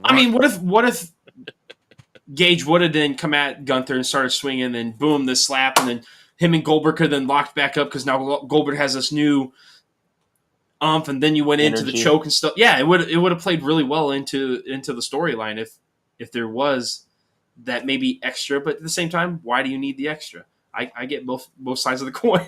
I see it, but what? I don't know why it made me laugh so hard. You know, when they had that older cat, one that always knocked on the door for Goldberg. Yeah, that's when awesome. They was walking up, when they was walking up, and then I seen the cat. I'm like, what the hell is the cat doing? You know what? No, I'm thinking. Well, when I'm seeing this happening, I'm thinking if Z saw this live, he would pop more of it because he's more of a WCW kid. That's Doug Dillinger. Yeah, that's Doug Dillinger. Yeah. I was really happy to see Doug there and doing one last walk with Goldberg because that always was the thing. Doug came to the door, knocked on the door, and him and Goldberg walked to the ring. So to see that one last time was sick. And by the way, if you don't know, Ernest the Cat Miller is one of the people that helped train Goldberg, and that's why he was there. Fool. Yep. In the power plant, my dude. I was waiting for him to stop and say, "I'm the greatest." I'm the greatest. Dude, Ernest the Cat Miller was this.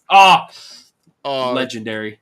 Legendary. Man, Ernest the Cat Miller and doing his whole dance, and boy, he had some good shit in WCW, bro. To think about it, Sting and Goldberg both have now put up the boots. That is the last of the true WCW OGs, if not mistaken. Yeah, I think you're right. DDP hasn't wrestled in like 10, 15 years now, dude. No. Or more. But he still hasn't said that. He retired. He put his boots up. Okay. Oh yeah. He put his boots up. He's done some like one-off stuff, like things, but he's not no shape active anymore as he was or ever will be, probably, because of his back, if not mistaken. Yeah. But yeah, Sting and Goldberg were the last two like guys that were working from the OG WCW guys. Yeah. No, but if you haven't had a chance, there is somewhere on WWE.com. If you go back to the results page, there is a video that plays the entire farewell message. Because I know NBC had to cut it short. But they got a little bit in, but then they got the entire one online at WWE.com. You just go to the results page, and it's really good. It's really good farewell message, and then of course you had to end with Atlanta's own, American Nightmare having to end the show. Like, yeah, we just can't end with Goldberg. Here comes Cody.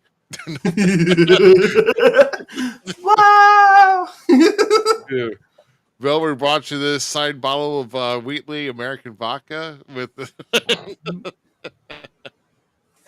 It's like when Randy returned. It's like when Randy Orton returned for his first match, and then Punk comes out. You see that interview in the back. He's like, "Can I not enjoy my shit for 10 minutes? Right. 10 minutes without you coming back."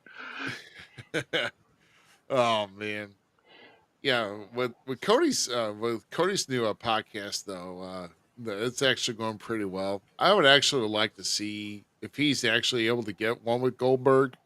Now that this is all done, I'd definitely be interested in watching and listening to that. So Goldberg's done some pretty cool. Owens. Goldberg's done some pretty good podcasts over the last year or so. Hopping on things. So, I will forever be a Goldberg kid at heart. I'm not going to lie to anybody. Goldberg was cool as shit to me when I was a kid. Yeah. What? As a kid, yeah. Yeah. Kid, I like seeing him pop up here and there, but I don't want to see him wrestle anymore, really. Yeah. Oh my. No, but no, I mean, much respect though, because I really thought that they were going to carry him to SummerSlam for some reason, but I'm glad you were pretty adamant about it. Why is Austin not like, that ain't happening, bro? Yeah, I was like, man, this has got trouble written all over it, Yeah.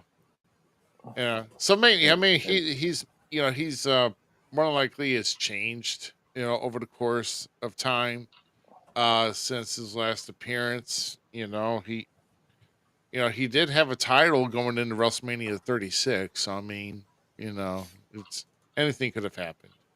Anything could have happened, to be honest. Why do you gotta bring Thank up God the it didn't happen. Yeah. So it is what it is, and I want to see another run of Ernest the Cat Miller though. Make that happen. Oh yeah, that's I Make love that happen. not the Somebody Call Um, My Mama. I'm talking about the, Hey, look, if Somebody Called My Mama was great. You better leave that shit alone. No, yeah, no. I mean, it it was. was good. Okay, so I mean, it was okay. Yeah, I want I get it. WCW Ernest the Cat Miller. I'm the greatest. Yeah, Have him walk out with truth. I'm the greatest. When he had the boxing shorts on and stuff. Yeah. Yeah. yeah. The kickboxing shorts, that was the best. Ernest the Cat Miller. Shoot, man, I'd be all for it, but you know, but no, I mean, overall, it's a pretty decent card. Him I and mean, Norman Smiley. Smiley. I'm sorry, Dude, I'm just Smiley going back. Great. Yeah, I know. The Rolodex is turning. Let's get this Dude, train back on the rail real quick. So we're gonna go into Evolution. Yes. So a triple threat. Boo. So this was an actually innovative like backslide that Becky did though after Bailey hit the Rose Plant. That was actually pretty cool. But that's probably the smoothest she's ever made a wrestling move look ever. yeah. I mean, overall, the triple threat was actually really good. Mm-hmm. Yeah, it was pretty good. I mean, I could have thought maybe Lyra could have had another shot of getting the title back. Well, after that promo from Monday, where she actually we actually felt energy from her. Like I believe that she actually was there to fight. Yeah. So I was pretty pleased with that. Chris is a big Lyra fan. Him and I got an argument. Chris how and I what's Chris's name? How? Last name? Chris How? How? Is that right? Okay. Yeah, Just make Chris. sure. I'm terrible with names. You'll see. But he's a big Lyra fan. And we got a little argument on We Talk Wrestling about it. Not an argument, but a debate, a discussion. How I'm like, yeah she's still like there's 50 women better than her. And he's like, maybe so, but she has the base bottom. I'm like, yeah. We saw a glimpse of her character finally, not the stupid wing thing. Harpy lady. Yeah. I'm like, if you want to establish that, it's fine. I just don't just come out with wings and be like, yeah, Big Bird 2025. It's like I feel like I'm the Wizard of Oz and the monkeys are going to start flying. Yeah, she looked like an escaped cockatoo or something with spike feathers. You remember Power Rangers, the movie, the original one when we were kids, right? The birds that take off. That's how I feel every time she walks out. Is the birds are getting ready to take off. Look, Ma, I can fly. Look, Ma, no hands.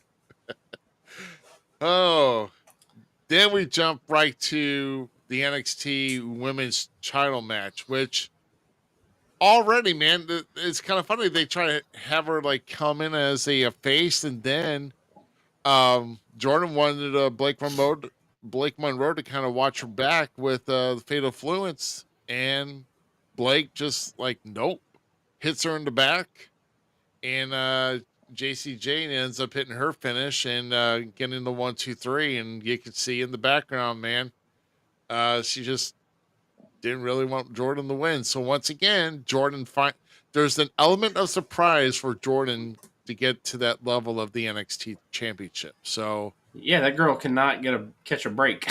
I know, right? So now it's going to be so more than likely it's going to be Blake and Jordan on a feud, and how long that's going to last? May last about a month. Probably about a month. Well, it's good the way they did it though, because like she took out the two girls on the outside, then she hit her with the belt. So it's not like she. I know. No, I saw it coming from I saw it coming. I was when I saw it, she kept that belt, and then Jordan's going to the back, like, oh no. I'm like, she's Jordan. I think she'd be a great fit for Fatal Influence, personally. Oh, they but have like how do you go about that? Yeah, a four women faction. Oh my goodness. yeah, the real 4 horsewomen of NXT. Okay. Well, I mean, I mean, I should say new 4 horsewomen because one of the 4 originals I don't like. So Well, well, I'm 2 just of them I don't like. oh yeah, you like there's 2 of you don't like. I only like 2.5 because she's not bad all the time. I think Bailey's the only one I really like. So, But Charlotte just said that they weren't friends. So like, here you go. Make this your real 4 horsewomen. there you go. Yeah, Bring back, oh dude, bring back Michelle McCool, not Michelle McCool, Maurice to be their manager, or their like JJ Dillon. Maurice would do better with this. You What, know, bro? That'd been sick. yeah. Just I keep mean, it all women. Keep it all women. You know. I'm not the biggest fan on JC though. Like she's okay. She's not bad. She's a good hand. But Fallon is my go-to in the group as it is. So Yeah. Yeah. Uh, so our next, so the next one on the card was the yes, the Fatal 4-Way. So this was the shot of it was Zarya actually spearing Soul, but that's when Charlotte got Alexa out of the way, and which ended up leading to Raquel coming in and getting the pinfall on Soul. harnessing her inner mommy. Yeah, no kidding, right? It's like every girl in Judgment Day's got to pin everybody like this. So it's like I was when they first came out and all the factions, I mean tag teams. For one, nice to see the Kabuki Warriors back together as the Kabuki Warriors. That was awesome.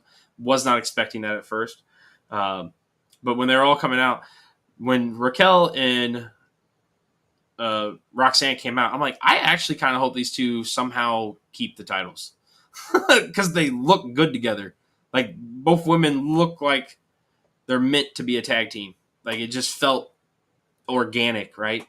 And I really liked the storyline. So I was like, because at first I was thinking they would lose the belts here, and then that we'd start that rift between them. But not yet. I want to see Liv come back to Raquel being buddy, and all of them being buddy, and see what like Liv goes crazy or not. And then the also cool thing is the story between Alexa and Charlotte, how their like buddy relationship is growing and they're helping each other and stuff. I'm pretty interested in how that is going to play out because we all were thinking that she was about to join the Wyatt Six, Alexa, and now her and Charlotte are hanging out when everybody dislikes Charlotte in the locker room. So I'm curious to see where that goes. Well, if you read Charlotte's lips when she pulled her out of the way, she looked at Alexa and she's like, "I got you." I know, I saw that. I said they're buddy working relationship now. So, but just because I got you, that we don't know where it's going from there, bro. Well, she didn't have to save her. She didn't. I think the whole karma, what goes around comes around, is gonna be hitting Liv when she comes back, kind of like the same way she put Rhea through the mill.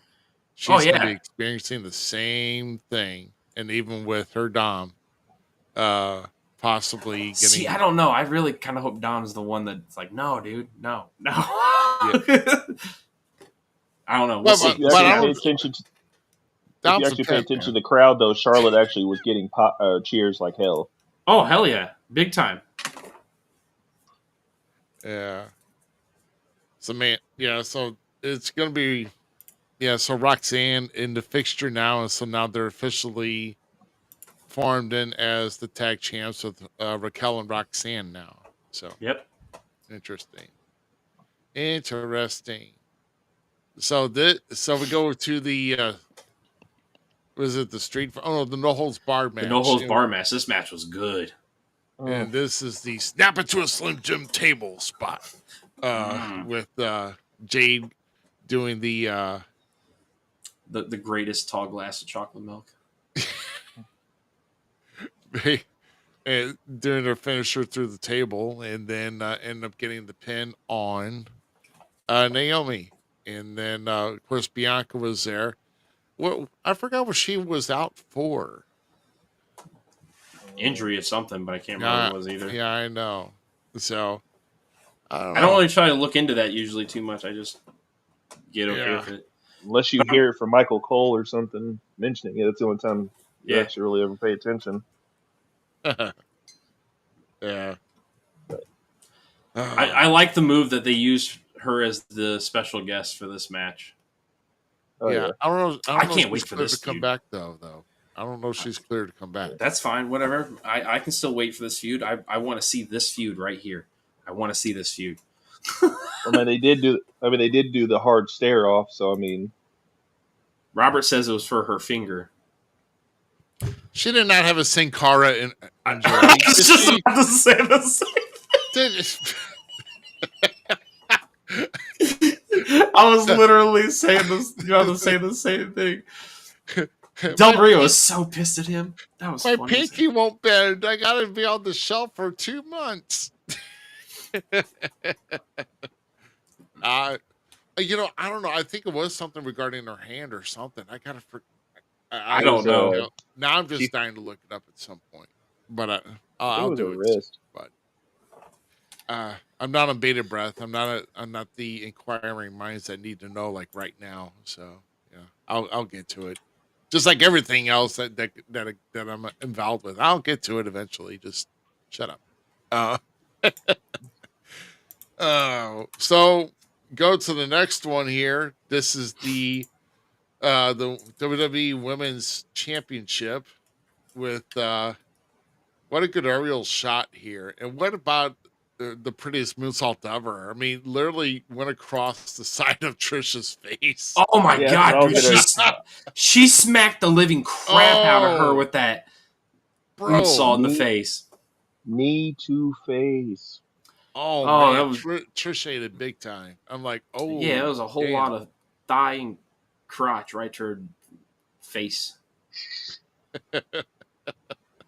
This was a hell of a match too. Actually, I was pleased with how well those two worked together and worked each other. Once again, the right person winning. It's always Tiffy time. By the way, backing up real quick, she broke these two fingers.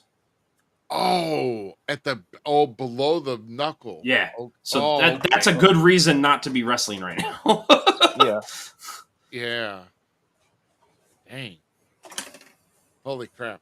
So I guess I would think she'd be cleared by now, but I don't know. Potentially. Yeah, potentially. Yeah, she should be. So. Yeah, but no, Tiffy time as always. I'm glad that's gonna.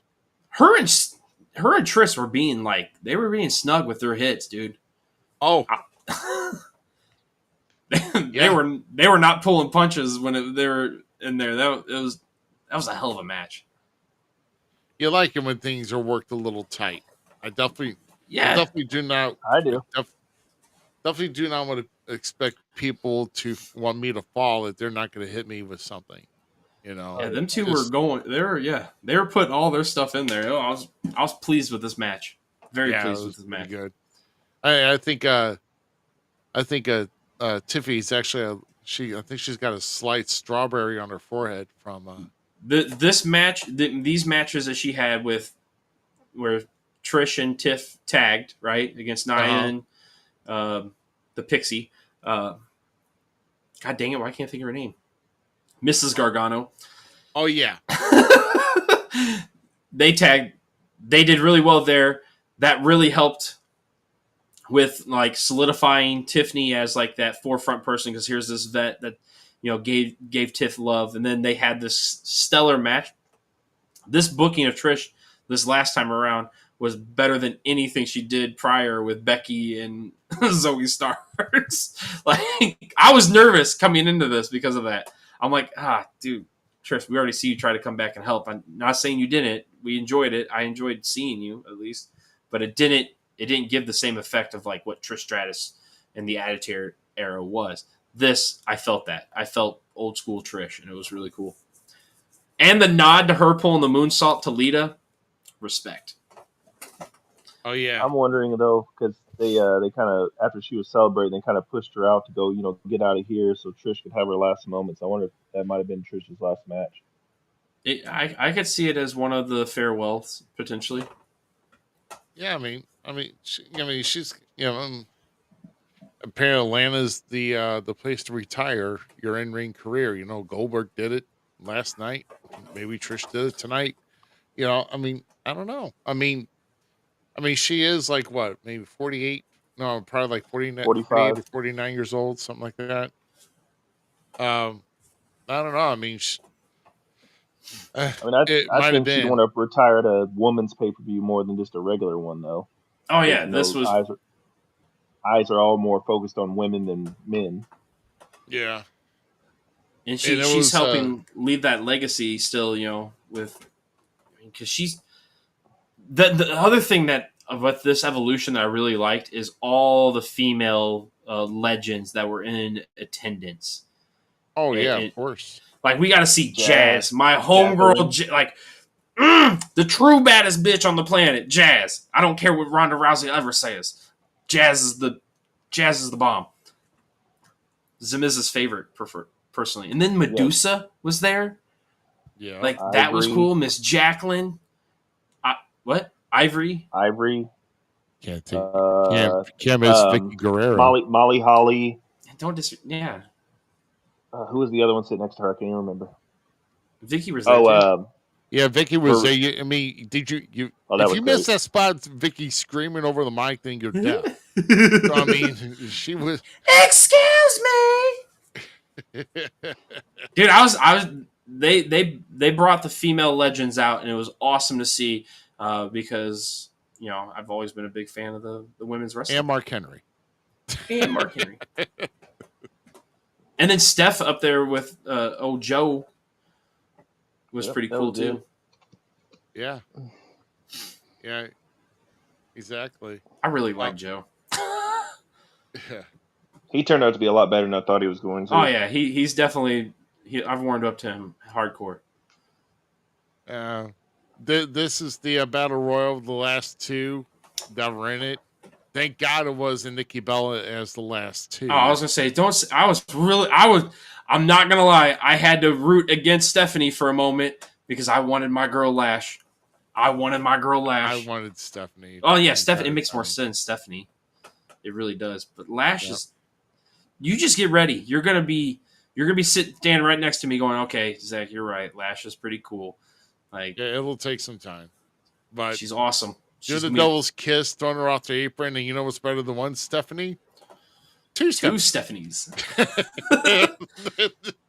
Stephanie doing the interview too, asking the question in Spanish. Yeah, that was awesome. There you go. Yeah, let's see what Babel can make you learn. So, okay, respect, dude. Or the Translate app. I gotta have one of those for work. Oh, do you really? Well, most majority of my job is Hispanic, so.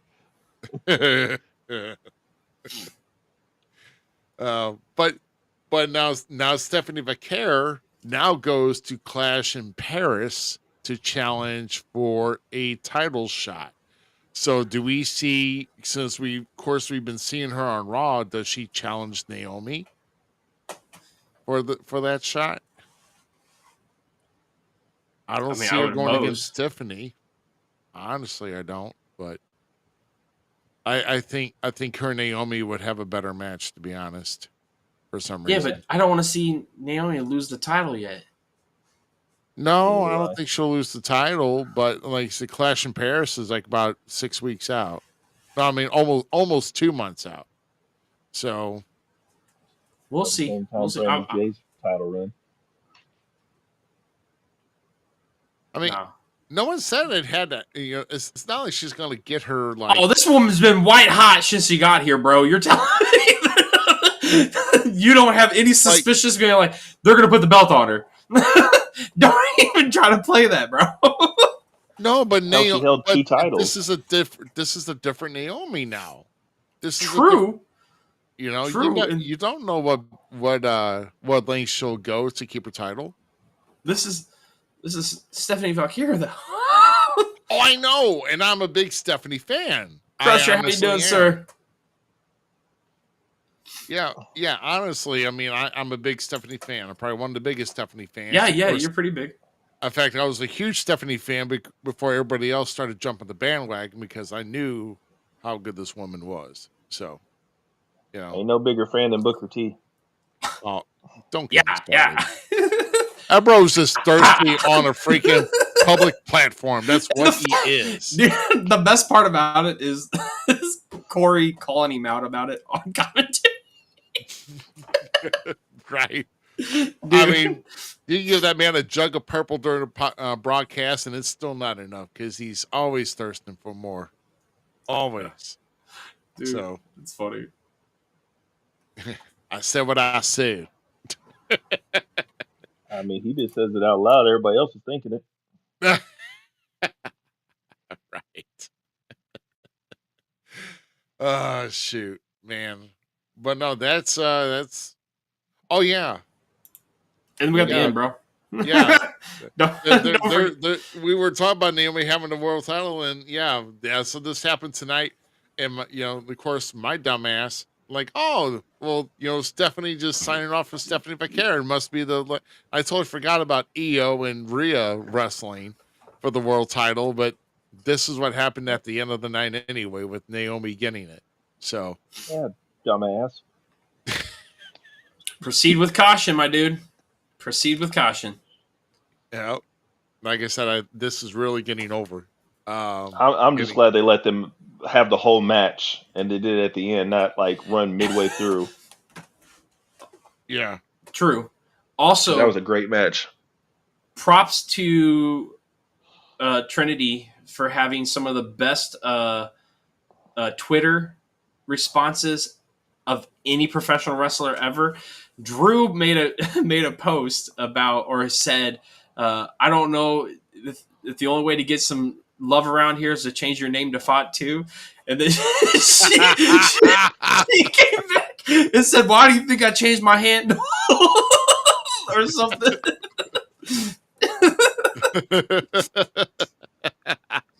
Naomi's a real one, bro. Oh, man. But that was the last match of the weekend for these big events. Naomi walking out, new World Women's Champion, and we'll be on Raw tomorrow night, I would imagine. So I'm excited. I'm ready to go. Yeah, man. Then we have the Gauntlet match on Raw to see who takes on Gunther at SummerSlam. Oh yeah, right? Yeah. Mm-hmm. Yep, absolutely. So cheap plug. Inhumane Wrestling is now weekly on Roku's Dark Realm TV. Check it out.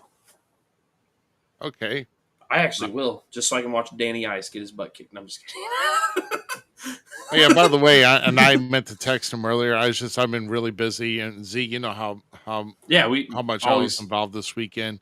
But happy birthday to Danny Ice. That's our boy. Yeah, so I'm actually older than Danny Ice, but he just acts older. So man, that's got to be guys are both grumpy old men. Hey, shut up. No one.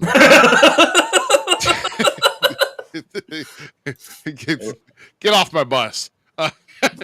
Hey, Danny Ice and them are the tag team champions right now down there at Inhumane. Oh yeah. So you just want half of the one half of the tag. I keep my eyes on old Crusher and his boys down there. I do. Yeah. So I guess Dark Realm TV is the app on Roku. So you'll have to be on a Roku streaming device to get it. So, which I've got a few floating around the house. So, I got one sitting right in front of me. Yeah. In fact, I don't have. Well, I have my kids have them, but I don't. Your kids got the Rokus, but you don't. Yeah. What the hell hold on, Zach. What the hell you mean? That's your damn TV. You paid for it. Actually, Chase paid for his TV. Thank you. I bet you Danny's the one who made the staff for Moses to part the Red Sea. So I don't know. He always tells me I'm number one every time I see him. We have love for you, Crusher. Yes, yeah, they're having big events too. They're going to be back in Corning, Arkansas on August 2nd, I believe. So, and it's a good venue too. Yeah.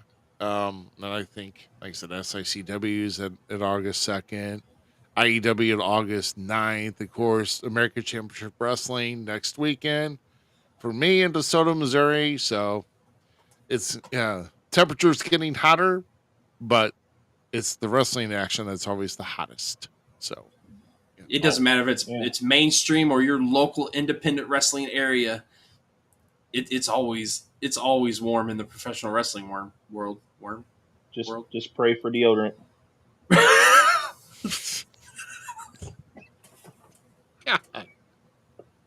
Independent wrestling, where we don't script our stuff. Listen, and I'm leaving it at that. Because I saw a reel on a program where like there's like a program where, like the WWE had between a live event and like on TV, and they and there was the same exact match. Yeah, Crazy Steve. Oh, that's freaking awesome! I love Crazy Steve. Yeah, Crazy Steve down at TNA's Crazy Steve. So is he still with TNA? I don't know if he's still with TNA or not. I don't know. I don't think he is under TNA contract anymore. Not on contract, but he was in TNA. So. He was in TNA, yeah. Yeah. Him and Abyss. Oh, that. Yeah. Oh, the Lord. Just like Keith Slater had kids. So, I mean. We'll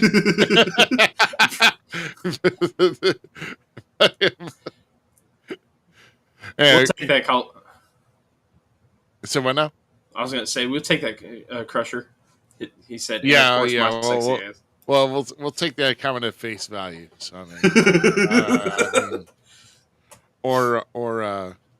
or Canadian depreciation, whatever it is. So Canadian depreciation. It's better than Japanese, you know. It's like, how much for a bottle of soda? 50,000 yen or $2. But no, I think, like I said, we're wrapping up for the night here. I don't know if we're going to be having a show next week because I'm leaving the option open to see what my wife and I are going to be doing because it's actually our anniversary for next week.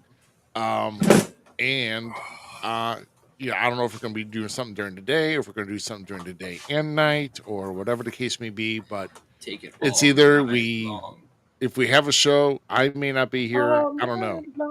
I'm leaving it to the monkeys who are going to throw the switches, and I feel like I'm getting the career builder like commercial in my, like they have all the monkeys in the office and they're just tearing shit up. Yeah, they're throwing folders, pounding tables. That's what I'm picturing right now. I would picture us more as gremlins. Gremlins? Like, right, Austin? We're more gremlins than... Yeah. Gremlins are wet and slimy, though. I mean, why? Hey, how you doing? Hey, what? No, hey, nothing. This ain't no damn Diddy party. Get out of here. You're wrong for that. There's no Epstein list. If it's not slick, you must have quit. You're terrible. Take us home. Make sure you hit that like and subscribe button. Hit that like and subscribe button. Baby oil. Wait a minute. No. What did you say? I'm trying to get. I wanted us to make sure we had a. I don't know. What are we doing? Should we add him? Who? We'll add him on the. Who knows? Who's getting added? Put him to the very back. There we go. All right. I think we're out of here, right? Yeah. I think Hit that like and subscribe button. Once again, we thank you all for joining us here at Falls Count Everywhere, where we bring you the greatest insight in professional wrestling from local to the mainstream. Hopefully you enjoyed it just as much as we did. That's right. That was the Stay away from Diddy parties. And of course, that's the Dirty Heel, Austin Cage, Iron Rough Cut, Rick Ruby. We thank you once again for joining us here tonight. And we will see you, at least I'll see you at least in 2 weeks at the very maximum. But you guys have a good night and have a great week. And we will see you later. Avoid the baby oil. Jesus, man, why? Why? God. He's the dirty heel, man. Like, it's what you invited him. Dirty, get some soap. Christ. I brought him once. You keep bringing him back.